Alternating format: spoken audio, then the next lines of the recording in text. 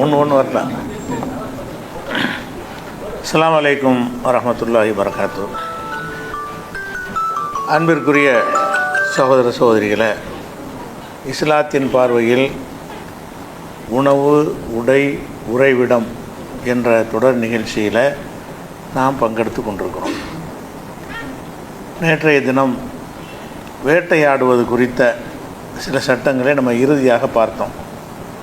அந்த வேட்டையாடுவதற்குரிய அந்த சட்டங்களிலிருந்து கூடுதலான விஷயங்கள் அறிந்து கொள்ள இருக்கிற காரணத்தினால் அது குறித்த ஆதாரங்களை ஒன்றாக பார்த்துவிட்டு நம்ம அடுத்த தலைப்புக்கு போகலாம். அபூ ஸஅலபாங்கிற ஒரு சஹாபி, அவர் இந்த வேட்டையாடுற சமுதாயத்தை சேர்ந்தவர். அவர் ரசூலுல்லாஹ்ட்ட கேட்குறார், இன்னா பி அர்லி கௌமின் மின் அஹ்லில் கிதாப், நாங்கள் வேதக்காரர்கள் வாழ்கிற பகுதியில் வசித்து கொண்டிருக்கிறோம். அப்போ நான் குலுஃபி ஆணியத்தையும், அவங்களுடைய பாத்திரங்களில் நாங்கள் சாப்பிடலாமா? அவங்க பாத்திரத்தில் மற்றதெல்லாம் தவறானதெல்லாம் சமைச்சிருப்பாங்க, அந்த பாத்திரத்தில் நாங்கள் சாப்பிடலாமா என்று ஒரு கேள்வி கேட்குறாரு.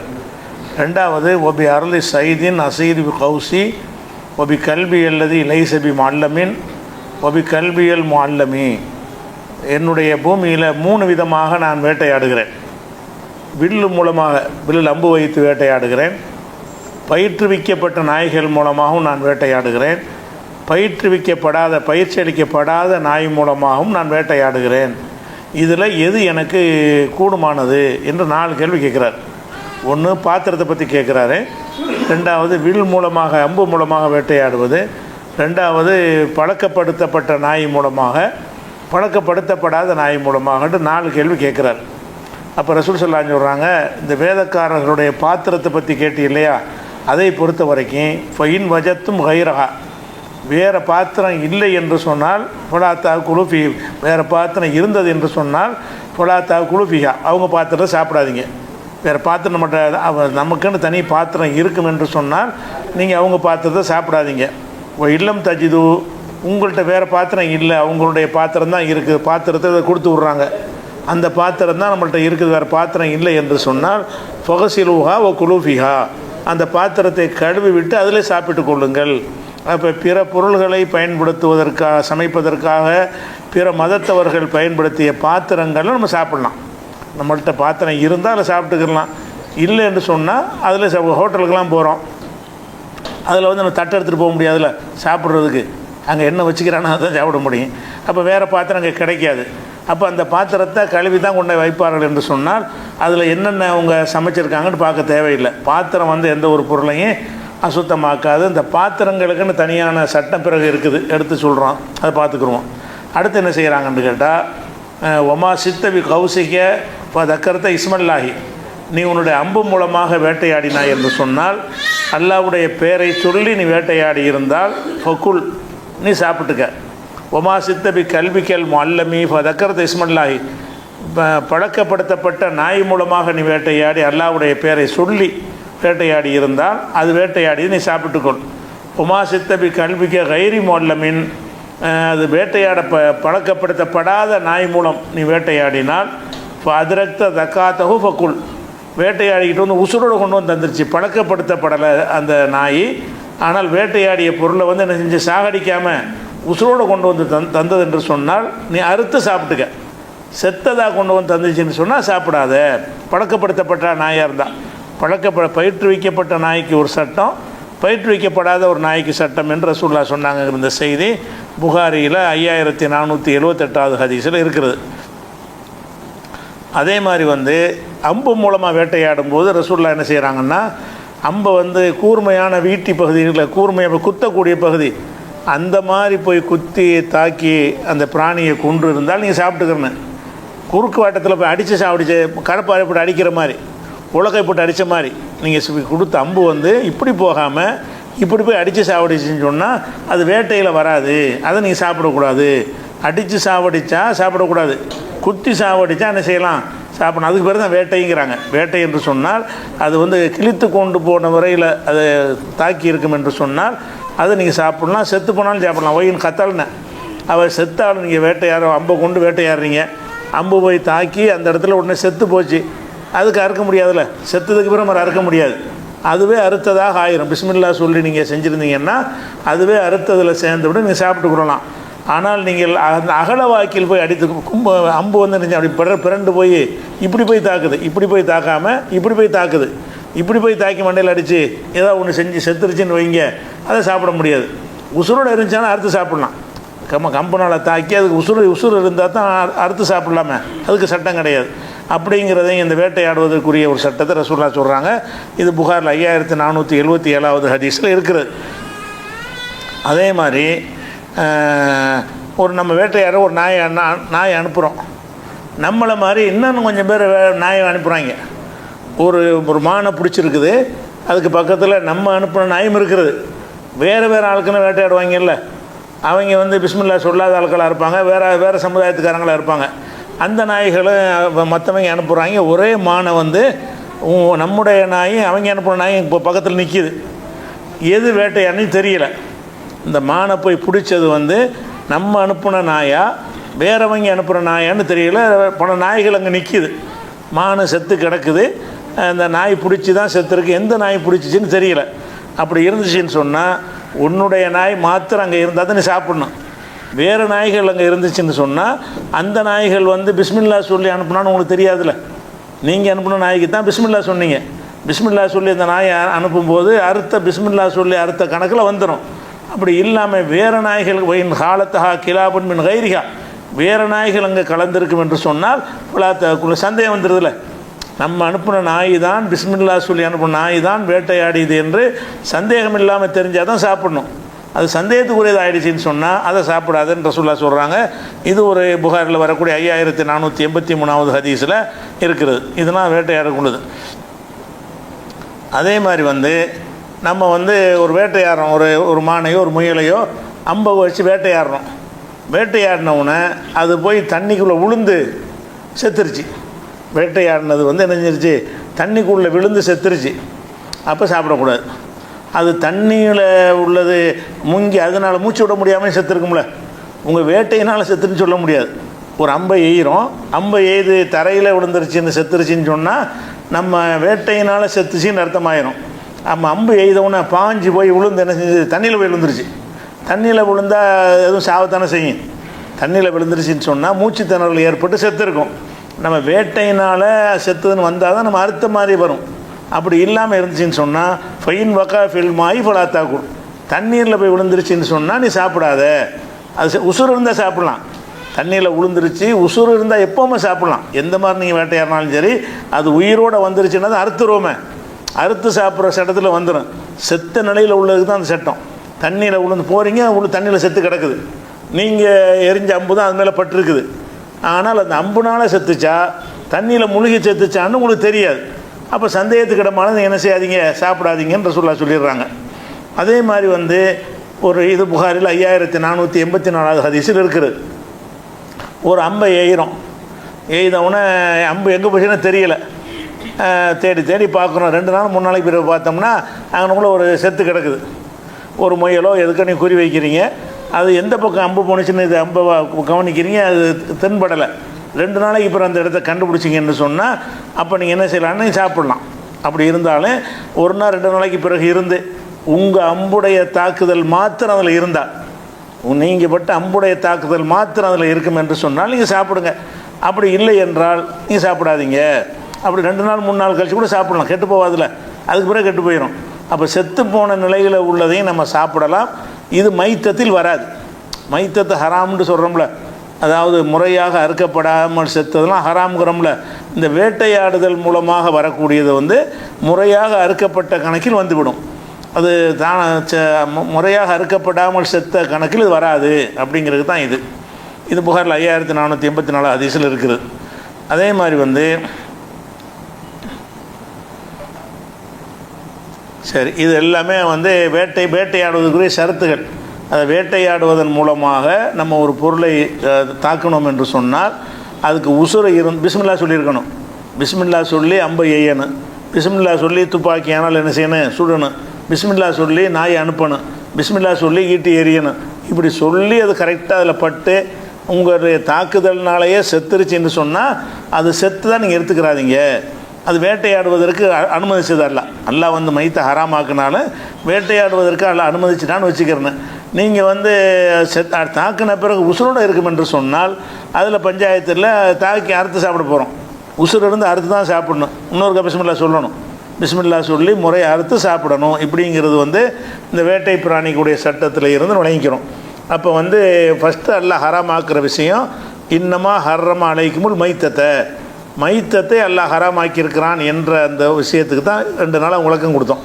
மைத்து செத்ததை ஹராமாக்கிட்டான் என்றால் முறையாக அறுக்கப்படாமல் செத்தது அவை எல்லாமே ஹராம். இதை விளங்கிட்டோம். இந்த ஹராம் என்பதில் வந்து அதை தெளிவாக விளங்கிக்கணும். ஒரு ஆடு செத்து போச்சு. செத்து போன ஆடில் வந்து நமக்கு எது ஹராமு என்று கேட்டால் அதில் உள்ள இறைச்சி போன்ற உண்பதற்கு உரிய பொருள் இருக்கும்ல. ஒரு ஆடு என்று சொன்னால் அதில் உண்பதற்குரிய பொருளும் இருக்குது. உண்பது அல்லாமல் வேறு பயன்பாட்டுக்குரிய பொருளும் அந்த ஆட்டில் இருக்குது. அந்த ஆட்டில் தோல் இருக்கும். தோலை வந்து நம்ம யாரும் திங்க மாட்டோம். தோல் வந்து வேறு பாத்திரங்கள் செய்வதற்கு, பர்ஸு செய்வதற்கு, செருப்பு செய்வதற்கு அதை யூஸ் பண்ணுவாங்க. அப்போ வந்து அந்த இறைச்சி ஹராமுன்னு சொன்னால் அந்த தோலும் ஹராமா? ஏன்னா இறைச்சி தான் நமக்கு திங்கிறதுக்குள்ளே இறைச்சி தான். இறைச்சின்னா இறைச்சி, ஈரல், எலும்பு, அதில் உள்ள கிட்னி எல்லாம் சாப்பிட குடல் உள்பட சாப்பிடக்கூடியது. ஆனால் சாப்பிடக்கூடாது ஒன்று கொம்பு சாப்பிட மாட்டோம். அந்த கொம்பை செத்து போன ஒரு ஆடு இருக்கிறது. அந்த ஆட்டுடைய கொம்பை எடுத்து கொம்புலேருந்து சீப்பு செய்வது, வேறு எத்தனை பொருள்கள் செய்வாங்க. கொம்புலேருந்து பொருள்கள் தயாரிப்பாங்க. அந்த கொம்புகளை நம்ம எதுக்காவது பயன்படுத்திக்கிறலாமா? அதனுடைய தோலை எடுத்து, செத்து போன ஆடு தான், தோலை எடுத்து பயன்படுத்தலாமா அப்படின்னு கேட்டிங்கன்னா, எதை சாப்பிட்றதுக்கு அல்லாஹ் ஒன்றை ஹராமாக்கினான்னு சொன்னால் அந்த சாப்பிட்றதுக்குரிய பொருளை மட்டும்தான் நீங்கள் என்ன செய்யக்கூடாது, தவிர்க்கணும். வேறு சாப்பிட்றதுக்கு தவிர்க்கப்பட்ட ஒரு பொருளாக இருந்தாலும் வேறு பர்பஸுக்கு உள்ளதும் அந்த மிருகங்களில் இருக்கும். வேறு பர்பஸுக்கு உள்ளதை என்ன செய்யலாம், நம்ம அதுக்கு பயன்படுத்திக்கிறலாம், பேக் செஞ்சு போட்டுக்கிறலாம். அப்படிங்கிறது முக்கியமாக வழங்க வேண்டிய விஷயம். அதுக்கு என்ன ஆதாரம்னு கேட்டால், அதாவது மைமூனாங்கிறவங்க ரசூலுல்லாஹ்வுடைய மனைவி. அவங்க என்ன செய்கிறாங்கன்னு கேட்டால், அவங்களுக்கு ஒருத்தங்க ஒரு ஆட்டை கொடுக்குறாங்க. ஒரு ஆடை கொடுத்தவொன்னே அந்த ஆடு வந்து செத்து போச்சு. ஒரு ஆடு வந்து சாப்பிடுக்கணுங்க என்ன செய்கிறாங்க, மைமூனாவுக்கு ஒருத்தங்க அனுப்பி வைக்கிறாங்க. மைமூனா வீட்டில் வச்சுருந்த அந்த ஆடு என்ன செத்து போச்சு. செத்தவனை என்ன செஞ்சாங்கன்னா, செத்ததை நம்ம யூஸ் பண்ணக்கூடாதுல, தூக்கி தெருவில் போட்டாங்க. செத்து போன ஆட்டை வந்து தெருவில் தூக்கி போட்டாங்க. வீட்டுக்குள்ளே வைக்காமல் ஏதோ நாய் நிறைய தின்னுட்டு போட்டுமேன்னு நினச்சிட்டாங்க. வீதியில் குப்பையில் வீசிட்டாங்கன்னு வைங்களேன், வீசிட்டாங்க. அப்போ ரசூலுல்லாஹ் வர்றாங்க. வந்து ஏன் இதை தூக்கி வெளியில் போட்டிருக்கிறீங்க, செத்து போன ஆட்டை எதுக்கு நீங்கள் வெளியே தூக்கி போட்டீங்கன்னு கேட்குறாங்க. அது வந்து ஹல்லன் தஃபாத்தும் பிஜில்திஹா, அது தோலை நீங்கள் யூஸ் பண்ணியிருக்கலாமே. ஆடு செத்துச்சின்னு சொன்னால் இறைச்சி தானே திங்கக்கூடாது, நீங்கள் அந்த தோலை யூஸ் பண்ணியிருக்கலாமே. தோலை பாடம் பண்ணி பதப்படுத்தணும்னு சொன்னால் தோலில் இருந்தால் நீ தண்ணி பாத்திரம்லாம் அந்த காலத்தில் வச்சுருந்தாங்க. நம்ம காலத்தில் மண் குடங்கள் வச்சுருந்தோம்ல, அந்த மாதிரி அந்த காலத்தில் உள்ளது என்னென்னு கேட்டால் தோல் பாத்திரங்கள் தான். தோலையே பாடம் பண்ணி அதுக்குள்ளே தண்ணியெல்லாம் சேமித்து வச்சுக்கிடுவாங்க, குடிக்கிற தண்ணியெல்லாம்.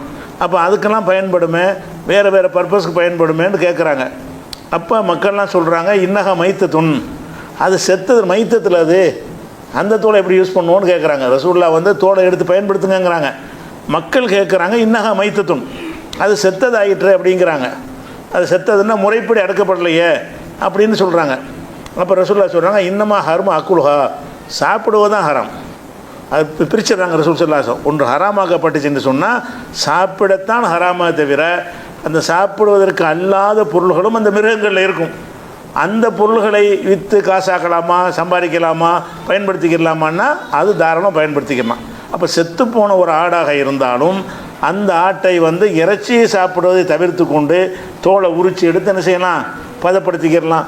அதே மாதிரி வந்து அந்த கொம்புகள் ஏதாவது யூஸ் ஆகும்னு சொன்னால் அதுக்கு நம்ம ஏதாவது பயன்படுத்திக்கிடலாம். பெரிய மாட்டு கொம்புகள்லாம் நிறைய யூஸ் ஆகும். சீப்பு ஆட்டு கொம்புகள் யூஸ் ஆகாது.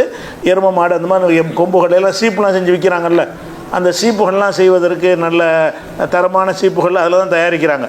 அந்த மாதிரியான இதுக்கு பயன்படுத்தலாமான்னா செத்த மாடாக இருந்தாலும் பரவாயில்லை, ஏன்னா நீங்கள் திங்கிறதுக்கு பயன்படுத்தலை. உங்களுக்கு ஹராமுன்னு அல்லாஹ் சாக்கிறது எதுக்கு தான் ஹராமுங்கிறான், சாப்பிடத்தான் ஹராமு. முட்டையாக ஹராம்னு அல்லாஹ் சொல்லிட்டான் மைத்தத்தை.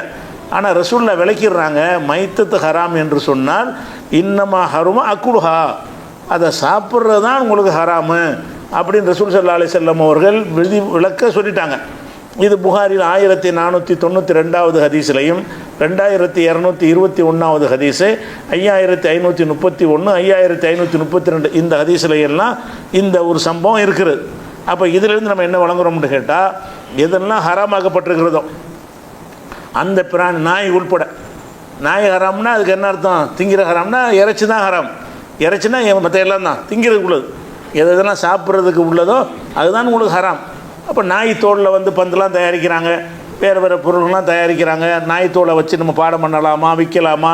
நாய் தோலில் தயாரிக்கப்பட்ட ஒரு பேக் எடுத்து தோலில் போட்டுக்கிடலாமா, வச்சுக்கிடலாமா அப்படின்னு கேட்டிங்கன்னா, இந்த மைத்தத்து நாய் ஒன்று சமம் தான் நல்லவுடைய பார்வையில். செத்த ஆட்டுக்கும் நாய்க்கும் ஒரே சட்டம் தானே, ரெண்டு ஹராம் தானே. அப்போ செத்த ஆட்டுடைய தோலை பயன்படுத்திக்கிடலாம் என்பது வந்து அதுக்கு கூட பொருந்தத்தான் செய்யும். பன்றி கூட பொருந்தும், ஆனால் பன்றியுடைய தோலை எடுக்க முடியாது. பன்றி வந்து மனுஷன் தோல் மாதிரி உரிச்சு எடுக்க முடியாது. மனிதனுக்கு ரொம்ப நெருக்கமாக பன்றியை பற்றி சொல்லுவோம், வழக்கமாக சொல்லுவோம்.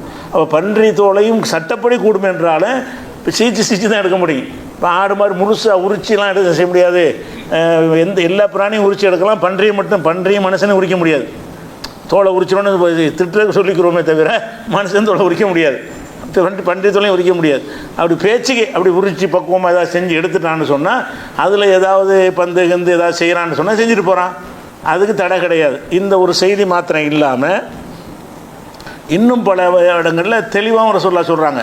எப்படி சொல்கிறாங்கன்னு கேட்டால், இதா துபிகள் இஹாபு, தோல் பதப்படுத்தப்படுமையானால், மிருகங்களுடைய தோல் பதப்படுத்தப்படுமை என்று சொன்னால் பகது தகுர, அது சுத்தமாகிவிடும். ஆட்டுத்தோலை, மாட்டுத்தோலை, நாய்த்தோலை, எந்த தோலாக இருந்தாலும் சரி, அந்த தோலை பதப்படுத்துறதுன்னா என்ன, அழுகி போகாமல் உப்புலாம் போட்டு அது சில கெமிக்கல்லாம் போட்டு பாடம் செய்வாங்க. பாடம் செஞ்ச பிறகு என்னவாயிரும்னா, அதிலேருந்து நம்ம எந்த பொருளையும் தயாரிக்கக்கூடிய ஒரு தரத்துக்கு அது வந்துடும். பாடம் பண்ணுவதற்குன்னு சில மெத்தடுகள் ஒரு காலத்தில் பயன்படுத்துவாங்க. எந்த ஒரு முறையிலையும் நீங்கள் பாடம் செஞ்சிட்டிங்கன்னு சொன்னால் பாடம் செய்யப்பட்ட தோள்கள் எல்லாம் சுத்தமாகிவிடும் ரசூலுல்லாஹ் சொல்கிறாங்க. அதனால் தோலை பொறுத்த வரைக்கும் நம்ம தோல் பொருள்கள்லாம் வாங்கிக்கிறோம்ல, தயக்கம் இல்லாமல் வாங்கலாம். ஒரு தோலில் பேக் வாங்குகிறோம், இது செத்த ஆட்டில் செஞ்ச பேக்கா அல்லது நாயில், அது நீங்கள் பார்க்க தேவையில்லை. எந்த ஆட்டில் செஞ்ச பதப்படுத்தானே வந்திருக்குது. தோல் பொருள்கள் எதுவாக இருந்தாலும் அது திங்கிறதுக்கு நம்ம வாங்கலை, பாடம் செய்யப்பட்டு வந்திருக்கிறது. பாடம் செய்யப்பட்ட எந்த தோலாக இருந்தாலும் அது தூய்மையானதாயிரும். தோலில் சொட்டு போடுறாங்க, சாக்ஸ்லாம் போடுறாங்க. அதிகமான குளிர் பிரதேசத்தில் தோலாலான சாக்ஸ்லாம் போடுவாங்க. தோலில் நம்ம எப்படி யூஸ் பண்ணுறது? நாய் தோலாக இருந்தால் என்ன செய்கிறது, அல்லது செத்து போன மாட்டு தோலாக இருந்தால் என்ன செய்கிறதுன்னு கேட்டால் அது உங்களுக்கு தேவையே கிடையாது. தோள்களுக்கு ஆய்வே அவசியம் இல்லை. தோலில் உள்ள அனைத்தையும் பர்ஸு பெல்ட் போடுறீங்க, இது எந்த நாயுடைய பெல்ட்டாக இருக்குமா, அது செத்த ஆட்டு பெல்ட், அது உங்களுக்கு கவனிக்க தேவையில்லை. எந்த இதாக இருந்தாங்கன்னா பாடம் பண்ணிட்டால் சுத்தமாயிரும் அப்படின்னு சொல்லிடுறாங்க. இது முஸ்லீமில் வரக்கூடிய ஹதீஸ். அதே மாதிரி வந்து இப்னு அப்பாஸ் சொல்கிறாங்க, அதாவது ஒருத்தர் வந்து இப்னு அப்பாஸ்கிட்ட கேட்குறாரு, நாங்கள் மேற்கு பகுதி நாடுகளுக்கு நாங்கள் போகிறோம். அங்கே போனோம்னு சொன்னால் அந்த ஆனால் பர்பர் ஒரு மசூஜ், பர்பர்னால் அது ஒரு ஜாதி பேர் இருக்குது. மஜூஸ்னா நெருப்பு வணங்குறவங்க, பர்பர்னால் ஏதோ ஒரு கூட்டம். இந்த பர்பர் கூட்டத்தார்களும் மஜூசிகளும் அங்கே இருக்கிறாங்க. அவங்க எங்கள்கிட்ட வந்து ஆடை கொண்டு வர்றாங்க, இறைச்சியை கொண்டு வர்றாங்க, அறுத்து தான் கொண்டு வர்றாங்க, நாங்கள் அதை சாப்பிட மாட்டோம். அதே நேரத்தில் வந்து தோளால் செஞ்ச பாத்திரத்தை எங்கள்கிட்ட கொண்டு வர்றாங்க, அதில் வந்து நாங்கள் தண்ணி ஊற்றி வச்சுக்கலாமா? 2 கேள்வி கேட்குறாங்க. இப்னு அப்பாஸ்கிட்ட வந்து அதாவது மேற்கத்திய பகுதியில் நாங்கள் வசிக்கும் பொழுது அங்கே உள்ள மக்கள் என்ன செய்கிறாங்கன்னா, ஆட்டரிசி கொண்டாந்து எங்கள்கிட்ட தருவாங்க. அவங்க அறுத்திருக்க மாட்டாங்க, நாம் முற்படி எடுத்துருக்க மாட்டாங்க, அறுத்தா கூட பிஸ்மில்லா சொல்லியிருக்க மாட்டாங்க. அதை நாங்கள் வந்து சாப்பிடாமல் இருந்துடுவோம். அதே நேரத்தில் வந்து தோல் பையை கொண்டு வர்றாங்க, தண்ணி வைக்கிறதுக்குரிய தோல் துருத்திமாங்கல்ல, அதை கொண்டு வர்றாங்க. அதில் நாங்கள் தண்ணி ஊற்றி வச்சுக்கலாமான்னு இப்னு அப்பாஸ்கிட்ட கேட்கும் பொழுது, அப்போ இப்னு அப்பாஸ் சொல்கிறாரு, அது சால்னா ரசூலுல்லாஹி ஸல்லல்லாஹு அலைஹி வஸல்லம் அன்தாலிக்க, இதை பற்றி நாங்கள் ரசூலுல்லாஹ்ட்டே கேட்டிருக்கிறோம். நீ என்ன என்கிட்ட கேட்குற, ரசூலுல்லாஹ்ட்டே இந்த மாதிரி சந்தித்தால் நாங்கள் பயன்படுத்திக்கலாமான்னு கேட்டிருக்கிறோம். வகால், அப்போ ரசூலுல்லாஹ் சொன்னாங்க, திபாகுஹு தஹூருஹு, அதை பாடம் செய்வது தான் அதை சுத்தப்படுத்திவிடும். அதை பாடம் பண்ணிட்டீங்கன்னு சொன்னால் மஜூசிகள்னால் நெருப்பு வணங்குறவங்கன்னா அல்லாஹ்வுடைய பேரை சொல்லி அறுக்க மாட்டாங்க. ஷிர்க் வைக்கிறவங்க முஷ்ரிக்குகள் மாதிரி தான். முஷ்ரிக்குகள் அல்லாஹ்வுடைய பேரை சொல்லுவான், மஜூசிகள் அது கூட சொல்ல மாட்டாங்க. நெருப்பு தான் அவங்களுக்கு கடவுளாக இருக்கிறதுங்கிற கொள்கையில் உள்ளவங்க. அவங்க தயாரித்த பாத்திரமாக இருந்தால் கண்டிப்பாக இந்த தோளில் தான் செஞ்சுருப்பாங்க. அவங்க தோளில் செஞ்ச பாத்திரம் வந்து அறுக்கப்படாத மிருகங்கள்லேருந்து செஞ்சப்போ எல்லாம் மையத்து தானே, எல்லா மையத்துடைய தோள்களில் இருந்தால் அந்த பாத்திரங்கள் செய்யப்பட்டு இருக்கும். அப்போ இதை செய்யலாமான்னு இப்னு அப்பாஸை கேட்கும்போது இதே கேள்வி நான் ரசூல்லாட்ட கேட்டிருக்கிறேன். ரசூல்லா என்ன பதில் சொன்னாங்கன்னா, திபாகுஹு தஹூருஹு, அது வந்து அதை பாடம் செய்வது சுத்தப்படுத்திவிடும். இது முஸ்லீமில் வரக்கூடிய இன்னொரு ஹதீஸாக இருக்கிறது. அதே மாதிரி வந்து இதை வந்து இன்னொரு சந்தர்ப்பத்தில் இப்னு அப்பாஸை கேட்குறாங்க, அந்த மஜூசிகள் கொண்டு வர்றாங்க அந்த தோல் பாத்திரத்துலேருந்து தண்ணி குடிக்கலாமான்னு. அப்போ என்ன செய்யணும்னா தாராளமாக குடிங்க அப்படிங்கிறாரு. அப்போ அந்த கேள்வி கேட்ட சஹாபி கேட்குறாரு, ரயுன் தராஹு, நீங்கள் சொந்த கருத்தாக சொல்கிறீங்களா அல்லது ஆதாரத்தோட சொல்கிறீங்களான்னு கேட்குறாரு. இப்னு அப்பாஸ் ஒருத்தர் கேட்குறாரு, நீ பாட்டு தண்ணியை குடிச்சிக்கப்பா அப்படிங்கிறாங்க. அவர் கேட்குறாரு, ரயுன் துராஹு, உங்கள் சொந்த கருத்தான்னு கேட்குறாரு. சொந்த கருத்தை நம்ம ஏற்றுக்கிற தேவையில்லை. அப்போ இப்னு அப்பாஸ் சொல்கிறார், இல்லை ரசூல்லா சொன்னது தான் சொல்கிறேன். ரசூல்லாட்டே இதை கேட்டோம், ரசூல்லாவே இதை சொல்லிட்டாங்கப்பா, நானாக சொந்தமாகலாம் சொல்லலை. அப்போ தோள்கள் வந்து பாடப்படுத்தப்பட்டுச்சுன்னு சொன்னால் அது சுத்தமாகிவிடும். தண்ணி ஊற்றி வைக்கிற கூட யூஸ் பண்ணிக்கலாம். இந்த பேக்கு இதெல்லாம் துணிமணிகள் ஏதாவது பொருள்கள் வைப்போம், தண்ணி ஊற்றி வைக்கும்போது அதில் உள்ளதெல்லாம் ஊறிலாம் வரும்ல, தண்ணிங்கிறது அது அப்படி இருந்தால் அது கவலைப்பட வேண்டியதில்லை. அந்த மாதிரி தோல் பாத்திரத்தில் தண்ணியை வச்சு பயன்படுத்தினாலும் தப்பு கிடையாது. தோலில் உள்ள எல்லாமே தோளால் செய்யப்பட்ட எதுவாக இருந்தாலும் அதில் வந்து இன்னும் சொல்ல போனால் ஐயுமாய் ஹாபின், எந்த ஒரு தோளாக இருந்தாலும், இன்னொரு இடத்துல வார்த்தை எப்படி சொல்கிறாங்க, ஐயுமாய் ஹாபின், எந்த ஒரு தோளாக இருந்தாலும் துபிக, அது பாடம் செய்யப்பட்டால் ஃபகது தஹுர, அது தூய்மையாயிரும், தோல் எதுன்னு பார்க்க தேவையில்லை அப்படின்னு சொல்லி நிறைய ஹதீஸர் இருக்குது. அப்போ இந்த மையத்து இதெல்லாம் உணவுப் பொருள் ஹராம்னு சொல்லப்பட்டதுக்கு அர்த்தம் என்னன்னு கேட்டால், அதில் உண்பதற்கு உரியது மட்டும்தான் ஹராம். உண்பது அல்லாத ஒரு மாட்டுடைய சாணத்தை கூட உரமாவெலாம் வைக்கிறாங்கல்ல, அது உண்பதற்குரியதல்ல தானே, அதெல்லாம் உரத்துக்கெல்லாம் விற்கலாம், உரமாக போட்டு விற்றுக்கலாம், மாட்டு சாணம் விற்கலாமான்னா விற்கலாம். ஏன்னு கேட்டால் அது உண்பதற்குரிய பொருளை தான் நீங்கள் கூட அது விற்கவும் கூடாது. இன்னும் சொல்ல போனால் இப்போ யகூதிகளுக்கு என்ன செஞ்சு அல்லாஹ் வந்து மிருகங்களுடைய கொழுப்புகளை ஹராமாக்கியிருந்தான். இன்றைக்கி வரைக்கும் அவங்க சாப்பிட மாட்டாங்க. இன்றைக்கி வரைக்கும் யகூதிகள் என்ன செய்வாங்கன்னு கேட்டால் இறைச்சியிலேருந்து கொழுப்பை பிரித்து எடுத்துருவாங்க. கொழுப்பு அவங்களுக்கு ஹராம்னு சொல்லி இன்றைக்கி வரைக்கும் இந்த கோசர்னு சொல்லி அவங்க ஒரு ஹலால் சர்டிஃபிகேட் மாதிரி வாங்கி தான் சாப்பிடுவாங்க. அப்படிப்பட்டவங்க என்ன செய்கிறாங்கன்றால் அல்லாஹ் வந்து அவங்களுக்கு வந்து கொழுப்பை ஹராமாக்கிட்டான். கொழுப்பை ஹராமாக என்ன செய்கிறாங்கன்னு கேட்டால், அந்த கொழுப்பை வந்து உருக்கி சாப்பிட தானே ஹராமு அப்படின்னு சொல்லி என்ன செய்வாங்கன்னு கேட்டால், ஒட்டகத்தை அறுப்பாங்க. ஒட்டகம்லாம் அவங்களுக்கு ஹராம், ஒட்டகம் சாப்பிடக்கூடாது. ஒரு ஆட்டை இருக்கிறாங்கன்னு வைங்க, ஒரு ஆட்டை அறுத்தாங்கன்னு சொன்னால் அந்த ஆட்டிலேருந்து கொழுப்பு மட்டும் தனியாக பிரித்து எடுத்துருவாங்க. கொழுப்பை பிரித்து எடுத்துவிட்டு லேசாக ஒட்டிக்கிட்டு இருக்கிற கொழுப்பு அது கூடும். அப்படி இல்லாமல் அடர்த்தியாக உள்ள கொழுப்பு கட்டிக்கல அதெல்லாம் சுரண்டி எடுத்துருவாங்க. எடுத்து என்ன செய்வாங்கன்னு கேட்டால், இது நம்ம திங்கிறது ஹராமாச்சு. இதை வந்து நம்ம வேறு பர்பஸுக்கு கொழுப்பு யூஸ் ஆகும்ல, கொழுப்பு உருக்குனா ஆயில் கிடைக்கும், எண்ணெய் கிடைக்கும். அந்த எண்ணெய் வந்து விளக்கரிக்கிறதுக்கு பயன்படுத்தலாம், கப்பலுக்கு பூசுறதுக்கு பயன்படுத்தலாம், வேறு வெளி பயன்பாட்டுக்கு பயன்படுத்தலாம், எதையாவது பொரிக்கிறதுக்கு பயன்படுத்தலாம். இப்படி பல விஷயங்களுக்கு அந்த கொழுப்பு யூஸ் ஆகும்ல. அப்போ இவங்க என்ன செய்வாங்கன்னு கேட்டால், நமக்கு கொழுப்பு ஹராமாயிடுச்சு, அதனால் ஆட்டை தின்றுபிட்டு கொழுப்பை உருக்கி எண்ணெயை விற்றுருவாங்க. ரசூலுல்லாஹ் அதை கண்டிக்கிறாங்க. விற்று காசாக்கி தான் திங்கிற விஷயத்தை விற்கிறாங்க. இவங்க தோலை விற்கிறத ரசூலுல்லாஹ் அனுமதிக்கிறாங்க. தோலுங்கிறது சாப்பிட்ற பொருள் இல்லை, வேறு பர்பஸ்க்கு உள்ள பொருளை நீங்கள் பயன்படுத்தி கொள்ளவும் செய்யலாம், அதை விற்கவும் செய்யலாம். யூதர்கள் என்ன பண்ணுறாங்கன்னா, எதை சாப்பிடக்கூடாதுன்னு சொல்லப்பட்டுச்சோ அதை விற்கிறாங்க. அந்த தோலை விற்றுருந்தால் அவங்க குற்றவாளி ஆக மாட்டாங்க. கொழுப்பு அவங்களுக்கு கொழுப்பு எதுக்கு தடைப்பட்டுச்சு? திங்கிறதுக்கு தடுக்கப்பட்டுச்சு. கொழுப்பு அவங்களுக்கு தடுக்கப்பட்டது எதுக்குன்னா திங்கக்கூடாதுன்னு தடுக்கப்பட்டுச்சு. சாப்பிடுவதற்கு தடுக்கப்பட்ட அந்த கொழுப்பை எடுத்து அதை தனியாக உருக்கி அதை விற்பாங்க. விற்று காசை சாப்பிட்டுக்கிறோண்டு, காசை சாப்பிட்டாலும் நீங்கள் கொழுப்பை சாப்பிட்டு தான் அர்த்தம். தடை செய்யப்பட்ட அந்த பொருளை விற்பனைக்கு தடை செய்யப்பட்ட உணவுப் பொருளை விற்று அதில் வரக்கூடிய காசை சாப்பிட்டாலும் அது ஹராம். இப்போ வந்து செத்துப்போன ஆடு இருக்குது, நீங்கள் திங்கலை, அந்த செத்துப்போன ஆடு இறைச்சியை மற்ற சமுதாயம் சாப்பிடுவாங்கள்ல, அவங்களுக்கு நீங்கள் விற்று காசாக்குறீங்க, அது ஹராம். நீங்கள் சாப்பிடாட்டாலும் அதனால் நீங்கள் அந்த காசுக்கு எதை வாங்கினாலும் ஹராம் ஆயிரும். அதே நேரத்தில் சாப்பிடுவதற்கு எல்லா மிருகங்கள்லையும் சாப்பிடுவதற்கு தடுக்கப்பட்டதும் இருக்கிறது, சாப்பிடுவதற்கு சம்மந்தப்படாத விஷயங்களும் இருக்குது.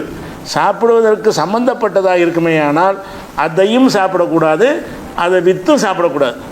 சாப்பிடுவதோட சம்மந்தம் இல்லை என்று சொன்னால் அதையே நீங்கள் பயன்படுத்திக்கலாம், அதை விற்று காசாக்கியும் பயன்படுத்திக்கலாம், அது ஹராம் ஆகாது. அப்படி ரசூலுல்லாஹ் பிரிக்கிறாங்க. இந்த செத்துப்போன ஆட்டுக்கு ஒரு சட்டத்தை சொல்கிறாங்க, இவங்களுக்கு என்ன சொல்கிறாங்கன்னு கேட்டால், அந்த அதிசயம் பார்த்துருங்க, அது எப்படி வருதுன்னு கேட்டால், புகாரியில் 2236 ஹதீஸில் வருது. அல்லாஹ் வந்து இன்னல்லாஹ் ரசூலும் அல்லாஹும் ரசூலும் ஹர்ரம பையல் ஹம்ரி ஒல் மைத்தத்தி ஒல் ஹமல் ஒல் ஹின்சீரி ஒல் அசனாம், பன்றி மைத்தத்து இதுக்கு சாராயம் இதெல்லாம் அல்லா ரசூல்லா ஹராமாக்கிட்டாங்கன்றவுடனே அப்போ ரசூல்லாட்ட கேட்குறாங்க, அல்லாவுடைய தூதரை, இந்த செத்துப்போன பிராணிகளுடைய கொழுப்புகள் இருக்குல்ல, அதை வந்து நாங்கள் உருக்கி அதை கப்பலுக்கு வந்து தண்ணி புகாமல் இருக்கிறதுக்காக பூசுவாங்க. மரத்தில் கப்பல் செஞ்சு அதில் வந்து தண்ணீர் உறிஞ்சக்கூடாது என்பதற்காக வேண்டி என்ன செய்வாங்க, அந்த கொழுப்பை பூசுவாங்க. ஒரு யுத்தகனுபிகள் ஜுலு தோள்களுக்கு அது ஆயில் மசாஜ் மாதிரி பயன்படுத்துவாங்க. ஓ பிஹன் நாசு அதை மக்கள் வந்து விளக்கு எரிக்கிறதுக்கு பயன்படுத்துவாங்க. நாங்கள் செத்துப்போன ஒரு ஆட்டை எடுத்து அதில் உள்ள கொழுப்பை எடுத்து அதை விற்று அது கொழுப்பை உருக்கி விற்று அதன் மூலமாக காசாக்கி சாப்பிடலாமா அப்படின்னு கேட்குறாங்க. ஏன்னு கேட்டால் அந்த சாப்பிடுவதற்கு நாங்கள் விற்கிறது இல்லை, விளக்கு எரிப்பதற்கு விற்கிறோம்.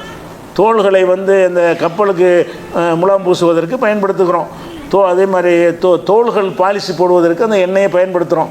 அந்த மாதிரி உருக்கி எண்ணெயாக மாற்றி சாப்பிடுவது அல்லாத பயன்பாட்டுக்கு நாங்கள் பயன்படுத்தலாமாங்கும் போது அப்போ ரசூலுல்லாஹ் சொன்னாங்க, லாஹுவ ஹராமுன், அது ஹராம். ஏனென்று கேட்டால் யூதர்களுக்கு அல்லாஹ் வந்து அப்படி சொல்கிறாங்க, காத்தல்லாஹுல் யஹூத, யூதர்களை அல்லாஹ் நாசமாக்கட்டும், இன்னல்லாஹ லம்மா ஹர்ரம ஷுஹூமஹா, அந்த பிராணிகளுடைய கொழுப்புகளை அல்லாஹ் அவங்களுக்கு ஹராமாக்கிய பொழுது அவங்க என்ன செஞ்சாங்கன்னா அதை உருக்கி சும்மா பாவுக அதை விற்று ஃபக்குலு சமனுகு, அந்த காசை சாப்பிட்டார்கள். கொழுப்பு ஹராமுன்னா திங்கிறதுக்கு ஹராமுன்னு ஆக்கின ஒன்றை வேறு ஒன்றாக காசுக்கு விற்றும் நீங்கள் பயன்படுத்தக்கூடாது, தூக்கி போட்டுருணும். அதை நீங்கள் அதை விற்று வாங்கலான்னு வரும்போது அந்த பயன்பாட்டை இருந்துக்கிட்டே இருக்கும். நாளைக்கு நம்மளே திங்கிற மாதிரி வந்துடும். ஹராம்னா அதை நம்ம சாப்பிடக்கூடாதுன்னு சொல்லிட்டோம் என்று சொன்னால் அந்த சாப்பிடக்கூடாத ஒரு பொருளை வந்து அதை வியாபாரமாக வேறு வகையில் ஆக்கலாமான்னு ஆக்கக்கூடாது. அதே நேரத்தில் வந்து அதை சாப்பிடக்கூடாத பொருள்களில் சாப்பிடக்கூடிய பிராணிகளில் சாப்பிடக்கூடாத பொருள் இருக்கும்ல, தோல் மாதிரி உள்ளது, அதுகள் இருந்துச்சுன்னு சொன்னால் அது ஹராமாக்கலை, அது திங்கிறதுல வராது, திங்கிற டாப்பிக்கில் வராது. அப்போ எப்படி மார்க்கம் பிரிக்குது என்று சொன்னால், ஒரு பொருளை ஹராமாக்கப்பட்டுச்சு என்று சொன்னால் அதனுடைய உண்பதற்கு உரியது மட்டும்தான் ஹராம். அதில் ஆடு ஹராம்ன்றாலும் சரி, மாடு ஹராம்ன்றாலும் சரி, நாய் ஹராம்ன்றாலும் சரி, எதை ஹராம்னு சொன்னாலும் அதுக்கு என்ன அர்த்தம் என்று கேட்டால் அதில் எதெல்லாம் சாப்பிடுவதற்கு உரியதோ அதை சாப்பிடாதீங்கன்னு அர்த்தம். எதெல்லாம் சாப்பிடுவதற்கு உரியதுன்னா நம்ம எல்லாம் வணங்கி வச்சுருக்குறோம். இறைச்சி மட்டும் இல்லாமல் இறைச்சி, கொழுப்பு, அந்த நரம்பு, தசை எல்லாமே தான் விளங்குதா. கிட்னி, குடல், ஈரல்னு பல, கல்லீரல், மண்ணீரல்னு பல, நுரையீரல்னு பல விஷயங்கள் இருக்குது, எல்லாமே சாப்பிடுவோம். அப்போ எல்லாம் ஹராம்னு அர்த்தம். ஹராம்னா இவைகள் எல்லாம் சாப்பிடக்கூடாது. அப்போ இந்த ஒரு செத்த ஆட்டுடைய நுரையீரலை விற்கலாமான்னா விற்கக்கூடாது. செத்த ஆட்டை நீங்கள் சாப்பிடக்கூடாதுன்னு சொன்னால் செத்த ஆட்டுடைய செத்த ஆட்டுடைய நுரையீரல் எடுத்து முஸ்லீம் அல்லாதவர்களுக்கு விற்று விட்டுருலாமான்னா விற்கக்கூடாது. ஏன்னு கேட்டால் அது சாப்பிட தடுத்தாச்சு. சாப்பிட தடுத்ததை நீங்கள் விற்று காசாக்காதீங்க. அந்த ஒரு மெயின் செட்டு வந்துருச்சுன்னா நாளைக்கு இவனை திங்க ஆரம்பிச்சிடுவான். அதுக்கு இஸ்லாம் என்ன செய்யணும், இந்த வாசலுக்கு போகக்கூடாதுங்கிறதுக்காக வேண்டி அப்படி தடுத்துருது. அதே நேரத்தில் சாப்பிடுவதோடு தொடர்பு இல்லாத பொருள்களாக இருக்கும் என்று சொன்னால், அது ஆடாக இருந்தாலும் நாயாக இருந்தால் எதுவாக இருந்தாலும் சரி, அவைகளை நீங்கள் என்ன செஞ்சுக்கலாம், யூஸ் பண்ணிக்கிடலாம். அப்படிங்கிற மாதிரி சட்டத்தை ரசூலுல்லாஹ் சொல்கிறாங்க. இந்த ஹதீஸ் வந்து புகாரில் 2236 ஹதீஸில் இருக்குது. அப்போ இதை வந்து செத்தவைகள் சம்பந்தப்பட்ட, செத்தவைனா முறையாக அறுக்கப்படாத பிராணிகளோடு சம்பந்தப்பட்ட ஒரு சட்டம். முதலாக அல்லாஹ் ஹராமாக்குறது மைத்தத்துங்கிறான். மைத்தத்து குறித்த எல்லா வருத்தையும் அறிஞ்சிக்கிட்டோம். மைத்தத்துன்னா அதை வந்து எதெல்லாம் அறுக்க முடியாதோ அதுவும் மைத்தத்து தான். எதை அறுக்க முடிஞ்சு நீங்கள் அறுக்காமல் முறைப்படி அறுக்கலையோ அதுவும் மைத்தத்து தான், அதை சாப்பிடக்கூடாது. அதில் வேட்டைகளுக்கும் அந்த மாதிரி உள்ளதுக்கும் விதிவிலக்கு இருக்கிறது. நிர்பந்தத்துக்கு புதுசாக இஸ்லாத்துக்கு வந்தவங்க சொல்லாமல் இருப்பாங்கன்னாலும் நீங்கள் பிஸ்மில்லா சொல்லி சாப்பிடுங்க, அப்படி விதிவிலக்கு இருக்குது. விதிவிலக்கு உள்ளதை தவிர மற்ற எதுவாக இருந்தாலும் அல்லாஹ்வுடைய பேரை சொன்னால் தான் என்ன செய்யணும், முறையாக அறுத்தது ஆகுங்கிறத விளங்கிட்டோம். அடுத்ததாக இரண்டாவது அல்லாஹ் என்ன செய்கிறான்னு கேட்டால் இன்னொரு பிரச்சனை. ஒரு பிராணி இருக்குது, என்ன செய்வாங்க, ஜாஹிலியா காலத்தில் செஞ்சுட்டு இருந்திருக்காங்க. ஒரு தேவைப்படுச்சுன்னா ஒரு காலை மட்டும் வெட்டிக்கிட்டு போய் சூப் வச்சுருவாங்க. அது துடிக்கிறதுக்கு செத்துக்கிட்டு இருக்கும், சாவடிக்க மாட்டாங்க. தேவைப்பட்டுச்சுன்னா உசுரோடு உள்ள ஒரு பிராணியில் ஒரு பாற்றை மட்டும் வெட்டிக்கிட்டு போய் என்ன செய்வாங்க, சாப்பிடுவார்கள். சாப்பிட்ற பழக்கம் இருந்துச்சு. அது அவங்களுக்கு ஒரு கொடூரமாக தெரியல, அது வேதனைப்படுமே, அது ஒரு கட்டை போட்டு என்ன செய்வாங்க, காலை மட்டும் எடுத்துகிட்டு வந்து சாப்பிடுவாங்க. அது மாதிரி ஒரு குறிப்பிட்ட பகுதியை மட்டும் வெட்டி ஒட்டகத்தில் திமிழை வெட்டிட்டு போய் சாப்பிடுவாங்க. ஒட்டகம் திமிழ் இருக்கும்போது அப்படி அந்த திமிழை வந்து வெட்டிக்கிட்டு போய் என்ன செய்கிறது, சாப்பிட்றது. அது ரத்தம் வடியாமல் இருக்கிறதுக்கு ஒரு சிகிச்சை மாதிரி ஒரு கட்டு போட்டு விட்ருவாங்க. இப்படி ஒரு பழக்கம் அன்றைக்கி இருந்துச்சு. அப்போ ரசூலுல்லாஹ் என்ன செஞ்சாங்கன்னா அந்த மாதிரி உள்ளது வந்து ஹராமுன்ட்டாங்க.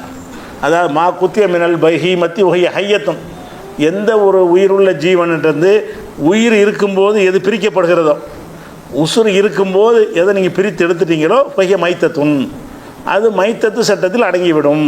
நீங்கள் அது உசுறு இருக்கும்போதே காலை வெட்டிட்டீங்கன்னு சொன்னால் இது வந்து அறுக்கப்படாத மையத்து சாப்பிட்ற கணக்கில் வந்துடும். அதனால் இப்போ நம்ம அறுத்த பிராணிக்கு இதை கவனிக்கணும். அறுத்துட்டோம்னு சொன்னால் முழு உசுறு போகிற வரைக்கும் வெயிட் பண்ணிகிட்டு இருக்கணும். துடித்து உசுறு அடங்கின பிறகு நம்ம வெட்டினா தான் அது ஹலாலாகும். கொஞ்சம் நஞ்சம் அந்த உசுறு இருக்கும்போது ஷட்டில் தூக்கி போட்டுறது. அறுத்தவனை துடிச்சிக்கிட்டு இருக்கேன். துடிச்சிக்கிட்டு இருக்குமே என்ன செய்கிறது, கோழித்தோலை உரிக்கிறதுக்காக வேண்டி சுடு தண்ணியை கொதிக்க வச்சு அமுக்கிட்டீங்கன்னு வைங்க, அந்த அமுக்குனதில் தான் அது சாக போகுது. கடைசியாக நீங்கள் அறுத்ததில் சாக போகிறதில்ல. அப்போ சாவுறதுக்கு வெயிட் பண்ணணும். அதை வெயிட் பண்ணி செத்த பிறகு தான் அதில் உள்ள பிராணியை அது இறைச்சியை பிரித்து எடுக்கணும். அப்படி இல்லாமல் சாவதற்கு முன்னாடி நீங்கள் பிரித்து எடுத்தீங்கன்னு சொன்னால் அது மைத்தத்தில் சேர்ந்து விடும். அது சாவதற்கு வெயிட் பண்ணணும். ஆடு கோழியை தலை என்ன செய்யணும், துடிச்சிக்கிட்டு இருக்குதுன்னு சொன்னால் அதை துடிக்கத்தான் செய்யும். அறுத்தவொன்னே கொஞ்சம் நேரத்தில் சில செத்துன்னு சில துடிச்சிக்கிட்டே இருக்கும். அப்படி துடித்து கொண்டு இருக்கிற ஒரு நேரத்தில் நீங்கள் வந்து ஒரு பகுதியை வெட்டிட்டீங்கன்னு சொன்னால் அது நீங்கள் மைத்தத்தாகி செத்ததை சாப்பிட்டீங்கன்னு வந்துடும். அப்படி ஒரு ஹதீஸு அபுதாவுதில் இருக்குது, சைஹான ஹதீஸாக இருக்கிறது. இது போக இது அடுத்தது வந்து இன்னொரு இதெல்லாம் மைத்தத்து ஹலாலாச்சா, மைத்தத்து வந்து அறாமாச்சா, அறுத்து தான் சாப்பிட்ணும். இதில் இன்னொரு விதிவிலக்கு இருக்கிறது. நம்ம முறைப்படி அறுத்து தான் சாப்பிட்ணும்னு வழங்கியிருக்கோம்ல, முறைப்படி அறுக்கணும், பிஸ்மில்லா சொல்லி அறுக்கணும், அந்த கத்தியை கூர்மையாக்கி அறுக்கணும். இதெல்லாம் அறுப்பதற்குரிய சட்டம், வேட்டையாடுதல், இதெல்லாம் விதிவிலக்கு இருக்குன்னு விளங்கிக்கிட்டோம். இது போக என்னென்னு கேட்டால், அன்றைக்கு வந்து யஹூதி நசாராக்கள் அஹ்ல கித்தாபுல இருந்தாங்க. ரசூலுல்லாஹ்வுடைய காலத்தில் நெஞ்சாங்க அந்த பகுதியில் அஹ்ல கித்தாப்னு சொல்கிறவங்க யஹூதிகள் நசாராக்கள் இருந்தாங்க. அவங்க வந்து என்ன செய்வாங்கன்னா சில உணவுகளை கொண்டாந்து நமக்கு தருவாங்க. அதை வந்து ஆரம்பத்தில் இஸ்லாம் வந்து சாப்பிடக்கூடாதுன்னு தடுத்துருந்துச்சு. ஆனால் அல்லாஹ் கடைசியாக இறக்கின வசனத்தில் அதை அனுமதிக்கிறான். இதுக்கு பிறகு இது மாற்றப்பட்டுச்சுன்னா நீ சொல்ல இயலாது. கடைசியாக அருளப்பட்ட வசனம் மாயிதாவுடைய வசனம் இருக்குல்ல, அஞ்சாவது அத்தியாயம் தான் கடைசியாக வந்தது. இன்றைக்கு நீ மார்க்கத்தை உங்களுக்கு பூர்த்தி ஆக்கிட்டேங்கிற வசனம்லாம் இருக்குல்ல, அந்த தொடர்ச்சியில் தான் அது வருது. அதில் என்ன வருதுன்னு கேட்டால், அல் யௌம உஹில்ல லக்குமு தய்யிபாத்து, இன்றைய தினம், இதுக்கு முந்தி உங்களுக்கு இல்லாட்டாலும் இன்றைய தினத்திலிருந்து ஹலாலாக்கப்படுகிறது. தய்யிபாத்து, தூய்மையானவைகள் எல்லாம். தூய்மையானவைன்னா அல்ல எதாவது ஹலாலாக்கினானோ அதெல்லாம் தூய்மையானவை. தூய்மையானவை உங்களுக்கு ஹலாலாக்கப்படுகிறது சொல்லிட்டு, தாமுள்ளதீன ஊத்துல் கிதாப, வேதம் கொடுக்கப்பட்டவர்களுடைய உணவுகளும் ஹில்லுல்லக்கும், உங்களுக்கு ஹலால். தாமுக்கும் ஹில்லுல்லகும், உங்களுடைய உணவு அவங்களுக்கு ஹலால் அப்படின்னு நல்லா என்ன செய்யலாம். அந்த அஞ்சு வசனத்தில் அவங்க வேதம் கொடுக்கப்பட்ட மக்களாக இருப்பார்களே, ஆனால் அவங்க வந்து எந்த மாதிரி அர்த்தம் பார்க்க தேவையில்லைங்கிறான். அவன் அல்லாஹ்வை நம்பி தான் இருந்தான், பிஸ்மில்லா சொல்லி இருப்பான், சொல்லாமலும் இருப்பான், நமக்கு தெரியாது, பல மாதிரி அவன் செய்வான். ஆனால் அல்லாஹ் என்ன செய்கிறான்னா அவங்களுக்கு மட்டும் ஒரு விதிவிலை கொடுத்துறான். வேதம் கொடுக்கப்பட்டவர்கள்னு வந்துட்டாங்கன்னு சொன்னால் அவங்க அர்த்தம் நீங்கள் சாப்பிட்டுக்கிறங்க அப்படின்னு தெளிவாக இந்த வசனத்தில் அனுமதிக்கப்பட்டிருக்கிறது. அப்போ இதன் மூலமாக நீங்கள் பார்த்தீங்கன்னா ஒரு யஹூதி ரசூலுல்லாஹ் காலத்தில் என்ன செய்வாங்கன்னா, ஒரு பெண்ணு ஆட்டில் நல்ல விஷத்தை கலந்து பொரிச்சு எடுத்துகிட்டு வருவாங்க ரசூலுல்லாஹ்வை சாவடிக்கிறதுக்காக வேண்டி. ரசூலுல்லாஹ்வுக்கு கொண்டாந்து கொடுப்பாங்க, ரசூலுல்லாஹ் சாப்பிடுவாங்க. என்ன அவங்க என்ன செஞ்சுருக்கல, நீ உணவெல்லாம் சாப்பிட மாட்டோம், நீ பிஸ்மில்லா சொல்லி அறுத்தியான்னு கேட்கல. யூத பெண்ணுன்னா அவங்க தான் அறுத்துருப்பாங்க, அவங்க அவங்க முறைப்படி தான் அறுத்துருப்பாங்க. அறுத்ததை கொண்டு சமைச்சு வேற கொண்டு வர்றாங்க. சமைச்சு கொண்டாந்து அது விஷத்தை கலந்து கொண்டாந்து கொடுக்குறாங்க. ரசூலுல்லாஹ் இன்னொரு ஆளும் சாப்பிட்றாங்க. அந்த இன்னொரு ஆள் இறந்துருவார். ரசூலுல்லாஹ்வுக்கு அது பாதிப்பு ஏற்படுத்தாதுன்னு வைங்கன்னா, அதுக்கு பிறகு இந்த பெண்ணுக்கு மரண தண்டனை கொடுப்பாங்க. மரணத்துக்கு மௌத்துக்கு உசுருங்கிற தண்டனைப்படி கொடுப்பாங்க. அது ரெண்டாவது விஷயம். அப்போ இந்த இடத்துல என்னன்னு கேட்டால், அந்த யஹூதி பெண்ணு கொண்டு வந்து சாப்பிட்றாங்க. அவங்க பிஸ்மில்லா சொல்லியிருப்பாங்களா? பிஸ்மில்லா சொல்லியிருக்க மாட்டாங்க, வாய்ப்பு கிடையாது. சொல்லி இருந்தாலும் அவங்க வேறு மதத்துக்காரங்களாக இருக்காங்க. ஆனாலும் அவங்க வேதம் கொடுக்கப்பட்டவர்கள்னு வந்துடுவார்களே. ஆனால் இந்த உண்பதில் இஸ்லாம் என்ன செய்யுதுன்னு கேட்டால் சலுகை கொடுத்துருது, அவங்களுடைய இதை சாப்பிட்டுடலான்னு சொல்லி. இது வந்து புகாரில் 2617 ஹதீஸில் இது இருக்குது. அதே மாதிரி வந்து ஹைபர் போர் நடக்குது. குர்ஆன்லேயும் அனுமதி இருக்குது, ரசூலுல்லாஹ்வுடைய வாழ்க்கையிலையும் இதுக்கு அனுமதி இருக்குங்கிறதுக்காக வேண்டி இந்த ஆதாரங்கள்லாம். ஹைபர் போர் நடக்கும்போது ஹைபரை வந்து முற்றுகையிட்டிருக்கிறாங்க முஸ்லீம்கள். அவங்க ஹைபருங்கிற ஒரு பெரிய கோட்டை, யகூதிகள் வச்சுருந்த ஒரு கோட்டைக்குள்ளே அவங்க இருக்கிறாங்க. முஸ்லீம்கள் முற்றுகையிட்டிருக்கிறாங்க. முற்றுகையிட்டு என்ன செய்கிறாங்கன்னா, அந்த அவங்க யூதர்களுடைய ஹைபர் கோட்டையில் இருந்து கொழுப்பு இருக்குதுல்ல, கொழுப்பு ஒரு பண்டல் கட்டி தூக்கி வீசுகிறாங்க, வெளியில் வீசுகிறாங்க. வேகம் வீசுகிறாங்கன்னா அவங்களுக்கு ஹராம். கொழுப்பு வந்து அவங்களுக்கு குப்பை மாதிரி தானே, இறைச்சி தான் அவங்களுக்கு சாப்பிட்லாம். ஆட்டைக்கிட்ட வெட்டி நல்லா சாப்பிட்டு என்ன செய்கிறாங்க, இந்த கொழுப்புலாம் குப்பை தானேன்னு என்ன செய்கிறாங்கன்னா கோட்டைக்கு வெளியே தூக்கி அந்த குப்பையில் எரியிறாங்க. எதை? கொழுப்பை எரியிறாங்க. எரிஞ்ச உடனே அப்துல்லா இப்னு முகஃபல்ங்கிறவர் சொல்கிறாரு, நான் வந்து என்ன செஞ்சேன்னா அதை வந்து நான் எடுத்துக்கிட்டேன், டக்குன்னு பாஞ்சு ஏன்னா கொழுப்பு நமக்கு அவங்களுடைய கொழுப்பு ஹராம் தானே, அவனுக்கு தானே ஹராமு, நமக்கு ஹலால் தானே. கொழுப்பு வந்து அவனுக்கு ஹராமாக்கப்பட்டிருக்கிறது, நம்ம சமுதாயத்துக்கு கொழுப்பு ஹராமாக்கப்படல. அவன் எந்த மாதிரி அறுத்திருந்தாலும் அது நமக்கு என்ன இல்லை, அவன் பன்றியும் திங்க மாட்டான். பன்றியை போட்டுருமான்னு நினச்சிருக்கலாது. பன்றி வந்து அவனுக்கு ஹராம் தான், அவன் சாப்பிட இன்றைக்கு வரைக்கும் சாப்பிட மாட்டான். அதனால் வந்து ஒரு ஆட்டையோ மாட்டை இதை அறுத்து எறிகிறான்னு வைங்க, அந்த கொழுப்பு தானேன்னு இவர் எடுத்துக்கிட்டார். எடுத்துட்டு நான் யாரும் கொடுக்க மாட்டேன், நானே வச்சுக்கிற போகிறேன் அப்படின்னு சொல்கிறாரு. அப்போ சொல்லிகிட்டு இருக்கும்போது திரும்பி பார்க்குற ரசூல்லா பக்கத்தில் நின்று சிரிச்சுக்கிட்டு இருக்கிறாங்க. ரசூல்லா பார்த்து நாங்கள் அந்த கொழுப்பை எடுத்ததை ரசூல்லா பார்த்துட்டு, என்னடா கொழுப்பு எடுக்கிற, அவங்க தூக்கி எறிஞ்சது நீ எப்படி சாப்பிட்லாம், அவங்க முறையை அறுத்துருப்பாங்களான்னு கேட்கல. ரசூல்லா அதை பார்த்து முத்தபசிமன் புன்னகை பூத்தவர்களாக அதை பார்த்து என்னை பார்த்து கொண்டிருந்தார்கள். அப்போ கொழுப்பை இவர் எடுத்து ஒருக்கி சாப்பிட்றது தான் எடுக்கிறார். அப்போ வேதம் கொடுக்கப்பட்டவர்கள் வந்து கொழுப்பு வந்து அவங்களுக்கு ஹராமுங்கிறதுனால தூக்கி வீசுகிறாங்க, நமக்கு அது ஹராம் கிடையாது. அவங்களுடைய உணவு நமக்கு ஹலாண்டால் ஆக்கிட்டான். அதனால் அவங்க இறைச்சி தூக்கி போட்டாலும் சாப்பிட்லாம், கொழுப்பு தூக்கி போட்டாலும் சாப்பிட்லாம். அது என்ன மாதிரி அறுத்தாங்கன்னு பார்க்க வேண்டியது இல்லைன்னு இதில் இருக்கிறது. அப்போ இதை வைத்து என்ன செய்கிறாங்கன்னு கேட்டால் வேதக்காரர்கள் அறுத்ததை சாப்பிட்லாம்ங்கிறது சட்டம். ஆனால் இதில் யாருக்கு எந்த ஒரு கருத்து வேறுபாடு இது வரைக்கும் கிடையாது அறிஞர் மத்தியில். ஷாஃபி, ஹனபி, மாலிகி, ஹம்பலின்னு எந்த மதுஹபுலையுமே இது வந்து ஆனால் மக்கள்கிட்ட கூடாதுன்னு விளங்கி வச்சுருக்கிறாங்க. ஆனால் இந்த விஷயத்தில் வந்து அறிஞர்கள் 72 கூட்டத்தில் யாருமே வந்து வேதக்காரருடைய இதை சாப்பிடக்கூடாதுன்னு சொன்னதே இல்லை. ஏன் சொன்னதில்லை? இதுதான் கடைசி இறங்கின வசனம், இதுக்கு பிறகு மாற்றி ஒரு சட்டம் வரவே இல்லை. அல்லாஹ் இறுதியாக அனுமதித்த பிறகு அதை போய் நம்ம என்ன யாருக்கும் ஹராமாக்குற அதிகாரம் கிடையாதுங்கிறதுனால வேதக்காரர்கள் அர்த்தம் நமக்கு வந்து பிஸ்மில்லா சொல்லலையே, முறை அறுக்கலே நமக்கு தோணும். ஆனால் நம்ம தோணுனாலும் அல்லாவுக்கு பயந்து தான் தவிர்க்க நினைக்கிறோம். அல்லாவை அனுமதிச்சுட்டா ஏதோ ஒரு காரணத்துக்கு அதில் அனுமதிக்கிறான். அவங்களும் வேதம் கொடுக்கப்பட்ட சமுதாயம் இருக்கிறாங்க, அவங்களும் சொர்க்கம், நரகம், மர்மை, கேமத்தினால எல்லாம் நம்பக்கூடியவங்களாக இருக்கிறாங்க. அந்த வேதம் கொடுக்கப்பட்டவர்கள் யாராக இருந்தாலும் அவங்க ஈசா நபியை அல்லாவுக்கு சமமாக கருதினாலும், இவங்க யூதர்கள் உசைர் நபியை வந்து அல்லாவுக்கு ஈக்குவலாக கருதினாலும், இன்னும் பல சிறுக்கான காரியங்களை செஞ்சாலும் மரணத்துக்கு பிறகு ஒரு வாழ்க்கை இருக்குன்னு நம்புவாங்க, ரசூல்மார்களை நம்புவாங்க, விசாரணை இருக்குன்னு நம்புவாங்க. சொர்க்க நரகம் சொர்க்கத்துக்கு நாங்கள் தான் போவோம்னு சொல்லிக்கிறவானே தவிர சொர்க்க நரகம் இருக்குதுன்னு நம்புவான். சொர்க்கம்னு ஒன்று இருக்குது, நரகம்னு ஒன்று இருக்குது, விசாரணைன்னு ஒன்று இருக்குதுன்னு நம்ம நம்புகிற அனைத்து விஷயங்களையும் மரணத்துக்கு பிறகு உள்ள வாழ்க்கை சம்பந்தமாக அவன் நம்புகிறான். அப்படியான ஒரு அவங்களும் வேதத்தை, அவங்க வேதமும் அல்லாஹ் கொடுத்த வேதம் தானே. கைவரிசையை காட்டினா கூட கொஞ்சம் அல்லாஹ்வுடையது இருக்கத்தானே செய்யும். வேதங்களில் அவன் அல்லாஹ் கொடுத்த வேதத்தை தான் கொஞ்சம் கூட்டினான், குறைச்சான், மாற்றினா, மறைச்சான், என்ன தான் இருந்தாலும் அதில் 10 வசனம் அல்லாஹ்வுடைய வசனம் இருக்கலாம். வழங்குதா? ஒரு 50% கூட இருக்கலாம் அல்லாஹ்வுடைய வசனமாக அவன் மாற்றி மறைச்சிட்டா கூட இருக்கலாம். அதனால் அது வேதத்தை நம்பிக்கிட்டு இருக்கிறாங்க, வேதம்னு இருக்கிற கொள்கைகள் இருக்கிறாங்க. அவங்க விஷயத்தில் நீங்கள் அதை பார்க்காதீங்க. அவங்க எந்த மாதிரி அர்த்தம் தந்தாலும் நீங்கள் சாப்பிடுக்கிறேன்னு அதுக்கு அர்த்தம் தானே. அவன் தந்ததை சாப்பிட்லாம்னு சொன்னால் அவன் பிஸ்மில்லா சொன்னானான்னு கேட்கணுங்கிற டாபிக் வராது. முறையை அந்த கழுத்துலாம் அறுத்தானான்னு பார்க்குற டாப்பிக்கும் வராது. அவனுடைய உணவை சாப்பிடுங்க. சில ஆளுக்கு என்ன செய்வான், அந்த உணவு மிகச்சில ஆளுக்கு இந்த உணவு வந்து அவன் தரக்கூடிய சைவ உணவுகளை தான் குறிக்குதும்பாங்க சில ஆளுக்கு. அவனுடைய உணவு உங்களுக்கு ஹலால்னா என்னது? சைவ உணவு தான். எவனுடைய உணவு ஹலாலாகும் இதன்னு சொல்ல வேணும். சைவ உணவாக இருந்தால் இவங்காவிர அத்வானி வீட்டில் கொடுத்து விட்டா கூட கத்திரிக்காய் கொடுத்தா சாப்பிடலாமா? நீங்கள் மோடி கொடுத்தாலும் சாப்பிடலாமே. இதுக்கு சட்டமே கிடையாது. அதாவது சைவ உணவுகளுக்கு ஏதாவது சட்டம் இருக்குதா? அதுக்கு எந்த ஹலால் ஹராமே கிடையாது. அது கேடு செய்யக்கூடியதாக இருந்தால் சாப்பிடக்கூடாது, அதுதான் இருக்கே தவிர அதில் அறுத்தலும் கிடையாது, பிஸ்மில்லாவும் கிடையாது. அதையும் அதில் தனி சட்டமாக புதுசாக சொல்லுவான், இன்றைக்குன்னு சொல்லுவான்.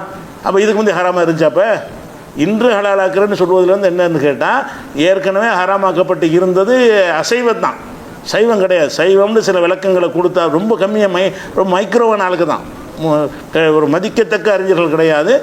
மைக்ரோவா சில பேர் என்ன செய்கிறாங்க, அது வந்து ஆடு மாடு இதை சொல்லலது, கத்திரிக்காய் உருளைக்கிழங்க சொல்லுதுன்னு என்ன செய்கிறாங்க, வியாக்கியானம் கொடுக்குறாங்க. அந்த வியாக்கியானம் கொடுக்க இயலாது. இந்த உணவுன்னு சொல்லுவது எல்லாம் என்ன செய்கிறான், இதைத்தான் சொல்கிறான். அப்போ இது வந்து ஹலால்னு ஆகும்போது இப்போ நமக்கு என்ன வரும்னு கேட்டால், வேதக்காரன்னா யூத கிறிஸ்தவர்கள். அப்போ நீ கிறிஸ்தவர்கள் இருக்கிறனா நம்ம சாப்பிட தானே செய்யலாம். இப்போ வந்து நேற்று சொன்ன KFC எல்லாமே கிறிஸ்தவர்கள் தானே. இந்த கணக்கில் வச்சுக்கலன்னா வேதக்காரர்கள் அடுத்து சாப்பிட்லாம்னு சொன்னால் கிறிஸ்தவர்கள் அடுத்து தான் சாப்பிட்லாங்கிற மாதிரி ஒரு கருத்தில் வந்துடும். எல்லா விதமான மேல்நாட்டு நிறுவனங்களும் கிறிஸ்தவர்களுக்கு சொந்தமானது தான் இருக்குது. அப்போ அது கூடுமா? அவங்க அடுத்து அந்த வசனத்தின்படி கூடும் தானே வரணும்.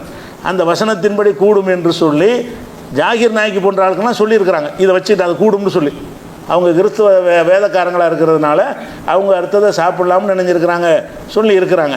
ஆனால் ஒரு விஷயத்தை விளங்கிக்கிறேன்னு, இந்த வேதம் கொடுக்கப்பட்டவர்கள்னா யார்? எல்லா கிறிஸ்தவர்களும் வேதம் கொடுக்கப்பட்டவர்கள்னா கிடையாது.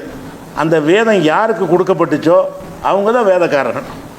ஈசா நபி வந்து யாருக்கு அனுப்பப்பட்டார்? ஈசா நபி வந்து யாருக்கு? இஸ்ரவேல் மக்களுக்கு மட்டும்தான் அனுப்பப்பட்டார். அப்படி தான் குர்ஆன் சொல்லுது. அவர் அனுப்பப்பட்டது உலக தூதர் அனுப்பப்படலை. அவர் கொடுக்கப்பட்ட வேதம் யாருக்கு கொடுக்கப்பட்டுச்சு? இஸ்ரவேல் மக்களுக்கு தான் கொடுக்கப்பட்டுச்சு. இஸ்ரவேலை தாண்டி அவர் போகக்கூடாது, அவருடைய பிரச்சாரம் போகக்கூடாது. ஆனால் இயேசுவுக்கு பிறகு வந்த பவுல் அடிகள்ங்கிற ஒரு ஆள் தான் என்ன செய்கிறாரு, இதை உலகத்துக்குலாம் நம்ம எடுத்துக்கிட்டு போவோம் அப்படின்னு சொல்லி ஒரு புது மார்க்கத்தை உண்டாக்கி உலகமெல்லாம் பரப்பணுங்கிற ஒரு கொள்கையை கொண்டு வந்தவர் இயேசுக்கு பிந்தி வந்த ஒரு ஆள் தான். இயேசுடைய காலத்தில் பைபிள் பிரகாரமும் கூட அவர் வந்து நான் வந்து இஸ்ரவேலர்களாகிய ஆட்டுக்குட்டிகளுக்கு தான் அனுப்பப்பட்டிருக்கிறேன் அப்படின்னு அவர் சொன்னதாகவே பைபிளில் இருக்குது. நான் அனுப்பப்பட்டது மற்றபடி அல்லன்றார். வேறு யார் எங்கிட்ட வந்து வரக்கூடாது. நான் எனக்கு டியூட்டி என்னன்னு கேட்டால், ஒருத்தர் முதலமைச்சராக இருக்கிறாருன்னா தமிழ்நாட்டு முதலமைச்சர் ஆந்திராவில் போய் செயல்பட முடியுமா? ஆந்திராக்காரன் அவர் முதலமைச்சர்னு ஏற்றுக்கிட்டாலும் முதலமைச்சர் ஆயிடுவாரான்னு அவருக்கு ஒரு எல்லை கொடுத்தாச்சு. அந்த எல்லைக்குள்ளே உள்ளவருக்கு தான் ஸ்டாலின் முதலமைச்சராக இருப்பார். கேரளா உள்ள முதலமைச்சர்னு அவங்க சொல்லி கொண்டாலும் முதலமைச்சர் ஆக முடியுமான்னு ஆக முடியாது. அல்லாவுடைய நியமனம் அப்படி தான். ஒரு காலத்தில் இப்ராஹிம் நபி ஒரு பக்கம் அனுப்பியிருந்தான்ல, இப்ராஹிம் நபி அனுப்பும்போது லூத் நபி அனுப்பியிருந்தான். லூத் நபியுடைய வட்டத்துக்குள்ளே இவர் வர முடியாது, அவருடைய வட்டத்துக்குள்ளே இவர் போக முடியாது. அப்போ இந்த ஈசா நபியை யாருக்கு அனுப்புனானோ அவங்க தான் வேதக்காரர்கள். இவங்க அந்த வேதத்துக்கு முரணாக இவங்கெல்லாம் அதில் போய் சேர்றாங்க. வேதக்காரன்னு சொல்லி கொடுப்பேனுக்கு வேதம் கொடுக்கப்படவே இல்லை. இன்றைக்கு உலகத்தில் உள்ள எந்த ஒரு கிறிஸ்தவர்களுக்கும் வேதம் கொடுக்கப்படவே இல்லை. ஏனென்றால் அவர்கள் யாரும் அகலக்கித்தாப் அந்த இஸ்ரவேலர் கிடையாது. அது எப்படி வருதுன்னு கேட்டால், ஈசா நபி சொன்னதாக 3வது சூறாவில் 49வது வசனத்தில் வருகிறது. எப்படி வருதுன்னா, ஈசா நபி அந்த மக்கள்கிட்ட சொல்கிறார். எப்படி சொல்கிறாரு?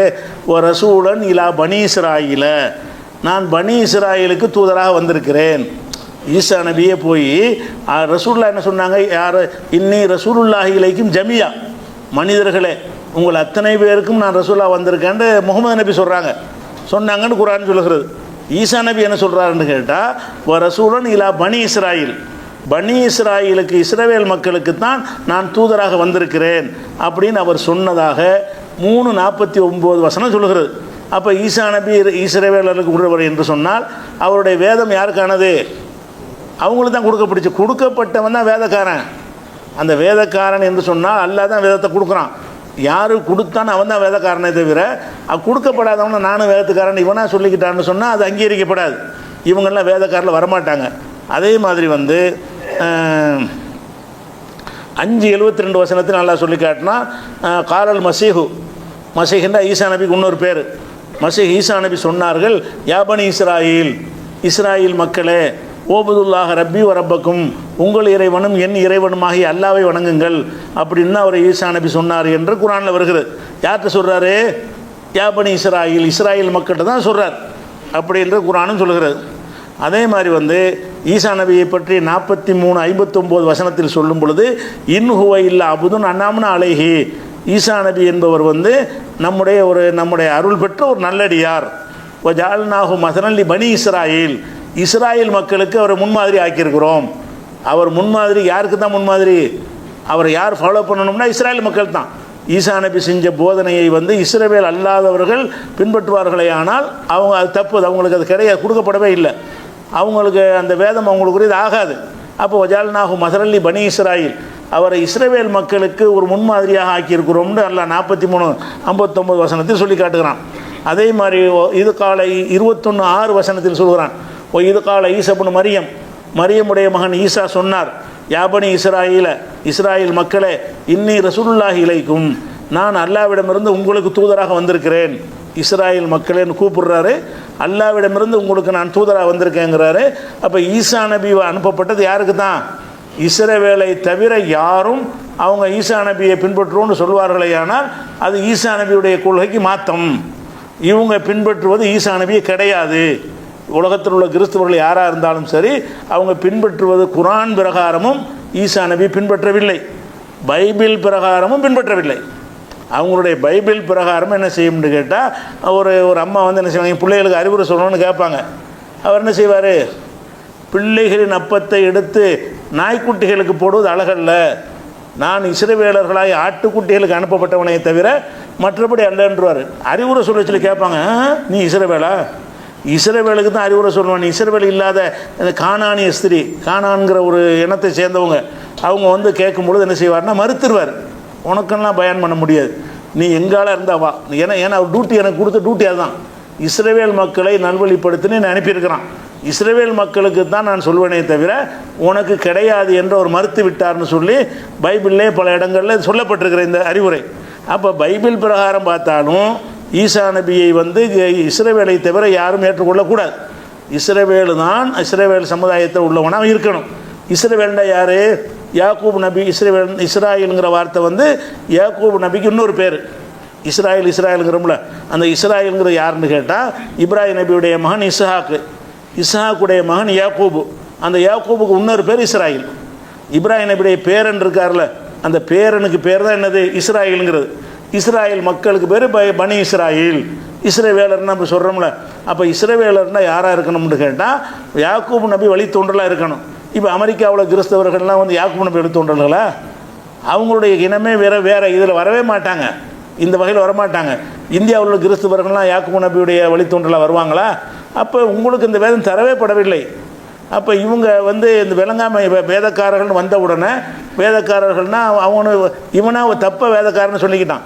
குர்ஆனுக்கு தான் நீங்கள் எல்லாரும் வேதக்காரன் உரிமை கொண்டாட முடியும், எல்லாத்துக்கும் தரப்பட்டுச்சு. மற்ற வேதங்களுக்கெல்லாம் யாருக்கு அனுப்பப்பட்டுச்சோ அவங்க தான் சொந்தம் கொண்டாட முடியும். அதனால் இஸ்ரவேல் இனத்தை சேர்ந்தவர்களாக இருந்தால் மாத்திரம்தான் அவங்க வந்து ஈசா நபி இஞ்சிலுக்கு உரியவர்கள். அதே மாதிரி வந்து தௌராத்தை எடுத்துக்கிறோங்க, 2 தானே வேதம், மற்ற வேதம் தான் பாதுகாக்கப்படலையே. தௌராத்துங்கிற வேதம் யூதர்களுக்கு கொடுக்கப்பட்டுச்சு. அந்த தௌராத்துங்கிற வேதம் எப்போ கொடுக்கப்பட்டுச்சுன்னா ஃபிரௌனோட எடுத்து போராடிட்டு இருந்தாங்கல்ல, அப்போலாம் கொடுக்கப்படல. அனுப்பப்படுறாங்க, இஸ்ரவேல் மக்களை கொடுமைப்படுத்திக்கிட்டு இருக்கிறான், அவங்களுடைய உரிமைக்காக போராடிட்டு இருக்கிறாரு. அதுக்கு பிறகு எல்லாம் அழிக்கப்பட்டு கடலில் மூழ்கடிக்கப்பட்டு அதுக்கு பிறகு அவரை அந்த மக்களை அழைச்சிக்கிட்டு போகும் பொழுது தான் அந்த தூர் சினா மலைக்கு வர சொல்லி என்ன செய்கிறான்ல வேதம் கொடுக்குறான். அப்போ தௌராத்துங்கிற வேதம் கொடுக்கறதுக்கு முன்னாடி ஃபிரௌனுக்கெல்லாம் பிரச்சாரம் பண்ணியிருக்கிறார். ஃபிரௌனுக்கு எப்படி பிரச்சாரம் பண்ணான்னு கேட்கக்கூடாது. ஃபிரௌனுக்கு என்ன பிரச்சாரம் பண்ணார்னா எங்கள் இனத்தை ஏன்டா கொடுமைப்படுத்துறேன்னு தான் பிரச்சாரம் பண்ணார். ஃபிரௌனுக்கு என்ன, இஸ்ரவேல் மக்களை, ஃபிரௌனுங்கிறவன் கிபித்தி இனத்தை சேர்ந்தவன், இவங்கெல்லாம் இஸ்ரவேல் மக்களாக இருக்கிறாங்க, இஸ்ரவேல் மக்களை ஃபிரௌனுங்கிற கொடுமைப்படுத்திக்கிட்டு இருக்கிறான், அதிலிருந்து எங்கள் மக்களை மீட்கணும் அப்படின்னு நீ என்னோட சேர்ந்து என்ன செய்யணும், இஸ்ரவேல் மக்களை ஒரு சில இலையே பனி இஸ்ராயில் மக்களை என்னோட அனுப்பி வச்சிரு, உலாத்து அதிபுகும், அவங்கள தொல்லைப்படுத்தாதுன்னா மூசா நபி பிரச்சாரம் பண்ணுவாங்க. அப்போ அந்த நேரத்தில் ஃபிரௌனுக்கு பிரச்சாரம் பண்ணாங்களே தவிர அந்த நேரத்தில் அவங்கள்ட்ட தௌராத் இருக்கவில்லை, எந்த ஒரு வேதமும் அருளப்படவில்லை. கடலில் மூழ்கடிக்கப்பட்டு காப்பாற்றப்பட்டு ஊரை தாண்டி போய் ஊராக சுற்றிக்கிட்டு இருப்பாங்கள்ல, அந்த ஒரு நேரத்தில் தான் ஒரு 40 நாளைக்கு வந்து எல்லாம் என்ன செய்கிறான், அவங்கள வந்து தவம் இருக்க சொல்கிறான். தவம் இருந்த பிறகு 40 நாளைக்கு பிறகு எல்லாம் என்ன செய்கிறான், தௌராத்து வேதத்தை கொடுக்குறான். அந்த வேதத்தை கொடுக்கும்போது என்ன சொல்லி கொடுக்குறான்னு கேட்டால் இஸ்ராயலுக்குன்னு சொல்லி கொடுக்குறான். இந்த தௌராத்துக்கு சொந்தக்காரங்க தானே இஸ்ரவேலர்களாக வருவாங்க. அப்போ தௌராத்துக்கு சொந்தக்காரர்கள் யாருன்னு கேட்டால் இஸ்ரவேலர்கள் தான். இஸ்ரவேல் இல்லாத யாரும் நாங்கள் வந்து தௌராத்துக்கு சொந்தக்காரர்கள்னு சொல்வார்களே, ஆனால் அது அல்லாஹ்வுடைய கொடுத்த அந்த விதிமுறைக்கு மாற்றமானது. இப்போ நம்ம உதாரணமாக வெளிநாட்டுக்காரன் ஒருத்தர் எங்கள் நம்ம பிரதமர் மோடின்னு சொன்னால் எப்படி, அது மாதிரி தான் அவன் வெளிநாட்டுக்காரனாக இருக்கிறான். அவன் எங்கள் பிரதமர் மோடின்னு சொன்ன உனக்கு இப்படி பிரதமர் ஆவார் அவர், நீ இந்தியாவே இல்லையே, நீனா சொல்லிக்கிறலாமே தவிர உண்மையில் நீ அதனால் இந்தியாவுக்கு நீ வர முடியுமா, இந்தியாவுடைய சட்டம் உன்னை அமுல்படுத்துமா, இந்தியாவுடைய குடியுரிமை உனக்கு கிடைச்சிருமா, கிடைக்காது. அப்போ உலகத்தில் மனுஷனே இந்த மாதிரி வச்சுருக்கிறாங்க போது எல்லாம் ஒரு எல்லையை போட்டு கொடுத்துருக்குறான். அதாவது வேதம், தௌராத்துங்கிற வேதமும் இஞ்சிலுங்கிற வேதமும் இஸ்ரவேலுக்கு கொடுக்கப்பட்டதுன்னு நினைஞ்சிட்டான்ல, அதை வந்து வகுத்து தந்துட்டான். அதனால இவர்கள்லாம் அஹ்ல கிதாபில் வரமாட்டாங்க. யார் இப்போ உலகத்தில் வாழ்கிற எல்லா கிறிஸ்தவரும் ஆக மாட்டாங்க. ஆனால் இந்த பாலஸ்தீன் பகுதியில் கொஞ்சம் கிறிஸ்தவர்கள் இருந்து அவங்க இஸ்ரேல் சந்ததிகளாக இருப்பார்களே, ஆனால் அவங்க அதில் வருவாங்க. அப்படியானவர்கள் மதீனாவில் இருந்தாங்க. அப்படியானவர்கள் அங்கேருந்து படையெடுத்து வலசை வந்து தான் மதீனாவில் தங்கியிருந்தாங்க. மதீனாவில் யூதர்கள் இருக்கிறாங்களே, யூதர்கள் எதனால் வந்தாங்கன்னு கேட்டு, கிறிஸ்தவர்கள்லாம் இருந்தாங்களே எதுக்கு இருந்தாங்கன்னு கேட்டால் அங்கே ஒருத்தர் இறுதி நபி வரப்போகிறாரு, அந்த பகுதி தான் வருவார்ன்னு அறிந்து அதுக்காகத்தான் வந்து குடியேறந்து காத்துக்கிட்டு இருந்தாங்க. அதனால் அவங்களெல்லாம் வந்து இஸ்ராயல் சந்ததியில் உள்ளவங்களாக இருந்தாங்க. ரசூலுல்லாஹ்வுடைய பகுதியில் இருந்த அஹ்ல கிதாப் என்பவர்கள் இஸ்ராயலுடைய வழித்தோன்றலாகத்தான் யூதரும் இருந்தார்கள், கிறிஸ்தவரும் இருந்தார்கள். இன்றைக்கு வந்து யூதர்களில் வந்து கொஞ்சம் பேர் என்ன செய்கிறாங்க, இஸ்ராயல்களாக இருக்கிறாங்க. கிறிஸ்தவர்களில் எடுத்துக்கிட்டிங்கன்னா ஒரு 1% கூட இஸ்ராயலில் இருக்க மாட்டாங்க. அந்த பாலஸ்தீன் பகுதியில் இருப்பாங்கள்ல பூர்வீகமாக பாரம்பரியமாக, அவங்க தான் இஸ்ரவேலுடைய இனத்தில் வருவார்களே தவிர வேறு உலகத்தில் எந்த பகுதியில் இருக்கக்கூடிய கிறிஸ்தவர்களாக இருந்தாலும் அவங்களா இந்த பவுலடிகள் சொன்ன அந்த கிறிஸ்துவ கொள்கை ஏற்றுக்கொண்டு, அதாவது இயேசு வந்து நமக்காக பலியானார், உசுரை கொடுத்தாரு, அதை ஏற்றுக்கொள்வதன் மூலமாக தான் மீட்சி அடைய முடியுங்கிற ஒரு கொள்கையை இயேசு உண்டாக்கலை. இயேசுவுக்கு பின்னாடி யார் உண்டாக்குனா? பவுலடிகள் உண்டாக்குறார். அந்த பவுலடிகள் உண்டாக்குன அப்போஸ்தலர்னு சொல்லி அவர் சொல்லுவாங்க, அவர் தான் உண்டாக்குறார். அவர் உண்டாக்கி தான் என்னுடைய செய்தியை உலகம் பூரா எடுத்து செல்லுங்கன்ட்டு இயேசு சொன்னார்னு அவர் சொல்லுவார். எப்போ சொல்லுவார்? சிலுவையில் அரைஞ்ச பிறகு அவர் இவங்களுக்கு காட்சி தருவாராம். பூமியில் வாழ்கிற வரைக்கும் அவர் சொல்லலை. காட்சி தந்து என்ன சொல்லுவார்னு கேட்டால், என்னுடைய செய்தியை நீங்கள் உலகம் பூரா எத்தி செல்லுங்கன்னு என்கிட்ட சொன்னார் இயேசு அப்படின்னு ஒரு கதையை கட்டி விட்டு தான் நம்ம எல்லாத்துக்கும் பிரச்சாரம் பண்ணலாம்னு கொண்டு போகிறாங்க. ஆனால் இயேசு இருக்கும்போது கேட்குற ஆளுக்கு மறுத்திருக்கிறார். இயேசு வாழ்ந்த காலத்தில் இஸ்ரவேல் அல்லாத மக்கள் வந்து அவர்கிட்ட அறிவுரை கேட்டாங்கன்னா, இஸ்ரவேல்னா வா, இல்லாட்டி போ, வெட்டி விட்டுருவார். அப்போ குரான் பிரகாரம் பைபிள் பிரகாரம் பார்த்தாலும் சரி, இயேசு வந்து இஸ்ரவேலர்களுக்குத்தான் அனுப்பப்பட்டார். அப்போ இஞ்சில் இஸ்ரவேலுக்கு தான் கொடுக்கப்பட்டுச்சு.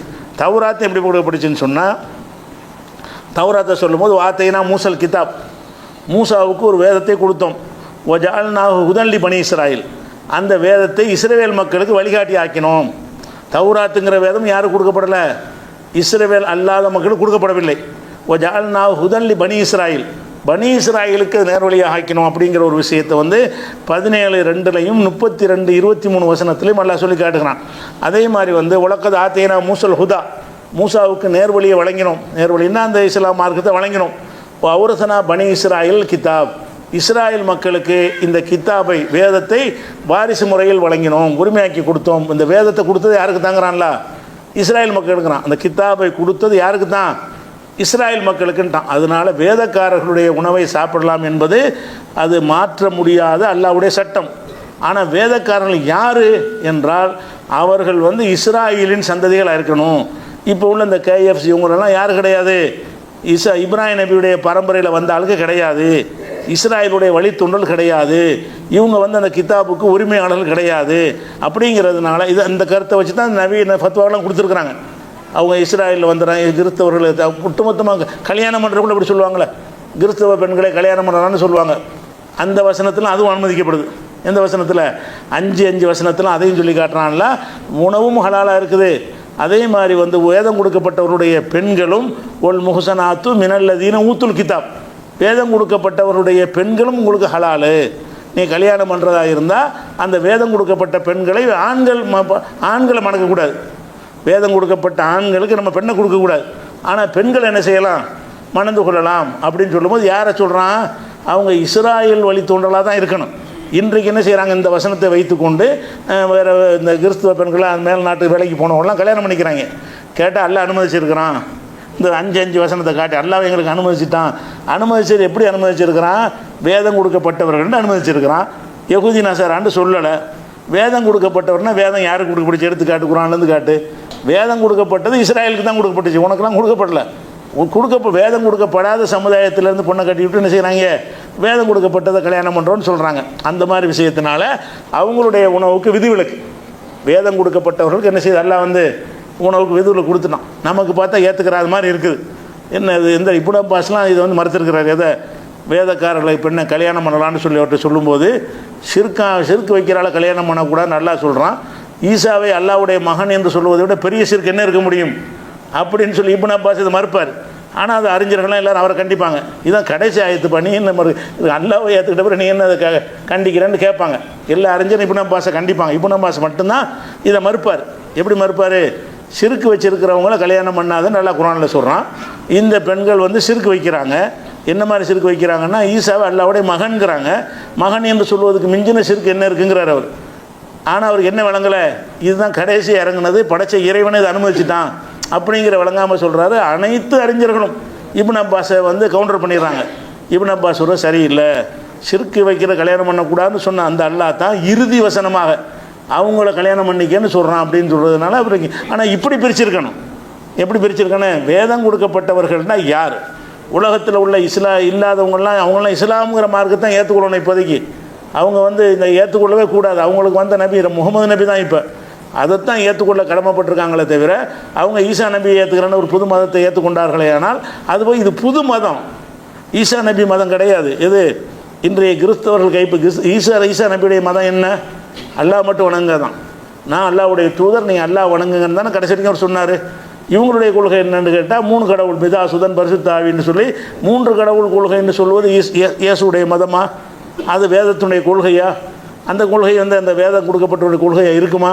அப்படின்லாம் சிந்தி பார்த்தோம்னு சொன்னால் இந்த கொள்கையில் உள்ளவங்க அந்த வேதத்துக்கு உரியவர்கள் கிடையாது அப்படிங்கிற விளைவிக்கணும். இன்னும் சொல்லப்போனால் இதை நம்ம சொல்வதை விட அவங்களே ஒரு மதிக்கத்தக்க ஒருவர் சொன்னால் ஏற்பாங்கல்ல, அப்படி சொல்வதாக இருந்தால் அந்த மைக்கேல் ஹார்ட்டுடைய அந்த புஸ்தகம் நீங்கள் பார்த்துருப்பீங்க, இந்த 100 பேருடைய வரலாறு எழுதியிருக்காரு. உலகத்தில் பெரும் தாக்கத்தை ஏற்படுத்தியவர்கள் இந்த உலகத்தில் உள்ள பெரிய பெரிய ஆட்கள்லாம் எடுக்கிறார்.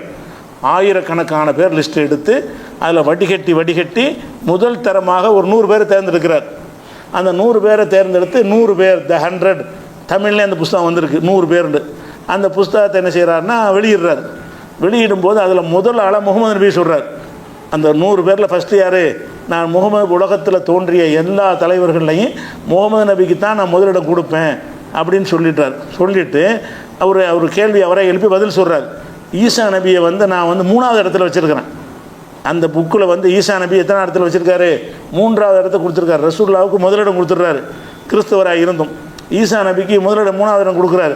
நான் என் 3வது இடம் கொடுத்தேன் என்று சொன்னால் முகமது நபியுடைய கொள்கை என்று இன்றைக்கு எதை நம்புகிறார்களோ அந்த கொள்கைக்கு சொந்தக்காரர் முகமது நபி, அனைத்து அவர் தான் பொறுப்பாளி. ஆனால் கிறிஸ்தவன் என்று சொல்லக்கூடிய இந்த கொள்கைக்கு இயேசு சொந்தக்காரரே கிடையாது. இயேசுக்கு பிந்தி உண்டாக்கின கொள்கை. அதனால் அவர் இயேசுக்கு சேராது. நீ என்னத்தை தான் அது வளர்த்து பெரிய இயக்கமாக வந்திருந்தாலும் அந்த கொள்கை யார் சொன்னது கிடையாது? இயேசு சொன்னது கிடையாது. இயேசுக்கு பிந்தி உண்டாக்கின கொள்கையை தான் கிறிஸ்தவம்னு இன்றைக்கி உண்டாகி கொண்டிருக்கிறார்கள் அப்படின்னு என்ன செய்கிறாருன்னா மைக்கேல் ஹார்ட்டை சொல்கிறார். அப்போ அதுலேருந்து நம்ம என்ன விளங்குறோம்னு கேட்டால் இவங்க அகல கித்தாப்பு கிடையாது, இவங்க அந்த வேதத்துக்கு உரியவங்க கிடையாது, பின்னாடி யாரோ உண்டாக்குனதை பின்பற்றிட்டு இருக்கிறாங்க. இயேசுடைய மார்க்கத்தை நம்ம கொள்கை பிரகாரம் இயேசுடைய மார்க்கத்தை அவங்க பின்பற்றவே இல்லை. பின்னாடி யாரோ எழுதுனதை என்ன செய்கிறாங்க? பின்பற்றி கொண்டு இருக்கிறார்கள் என்பது விளங்கிக்கணும். அதனால் இந்த வேதம் கொடுக்கப்பட்டவருடைய உணவை எல்லாம் நினைஞ்சிட்டான், நமக்கு ஹலால் ஆக்கிட்டான். அப்போ நமக்கு இன்னொரு முக்கியமான கேள்வி வரும். தௌஹீதில் இருக்கிறாளுக்கு ஒரு கேள்வி வந்துடும். என்ன கேள்வி வரும்னா, இந்த தர்காவெல்லாம் நம்புகிறான், இவன் இருக்கிறது திங்கலாமா? இப்போ தர்காவை நம்புகிறாள் என்ன செய்கிறான்னா ஷிர்க் வைக்கிறான்ல, அப்போ இணை கற்பிக்கிறான், அல்லாவுடைய இடத்துல அவுளியா வச்சுருக்கிறான். இவன் அறுத்ததை சாப்பிடலாமா? தர்காவை மூழுது ஓதுறவன் அந்த ஷிர்க் வைக்கிறாளை பின்பற்றி தொழக்கூடாதுலாம் நம்ம சொல்கிறோம். அதெல்லாம் அது ஓகே. திங்கிற விஷயம் வரும்போது அவர்கள் அறுத்ததை சாப்பிடலாமா அப்படின்னு ஒரு பெரிய சந்தேகம் இருக்கும். அந்த சந்தேகம் விரிவாக விளக்கப்படுற சந்தேகமாக இருக்கனால இன்ஷா அல்லாஹ் அந்த தர்காவாதிகள், பிதஅத்துவாதிகள், தவறான கொள்கையில் உள்ளவர்கள் அறுத்ததையெல்லாம் நம்ம சாப்பிடுவது கடைக்கு போகிறோம், அவர் மௌலூது ஒருவராக இருக்கார், அது அஜர்த்து, அதை நம்ம திங்கலாமான்னு கேள்வி வருமா இல்லையா? அவர் பாத்தியா ஒருவராக இருக்கார், அதுக்கு என்ன சட்டம் என்பதை என்ன செய்யணும் இன்ஷா அல்லாஹ் அதை நாளைக்கு அதை பார்த்துக்குறோம். தர்காவாதிகள் விஷயத்தை நாளைக்கு பார்த்துக்குறோம். அஸ்ஸலாமு அலைக்கும்.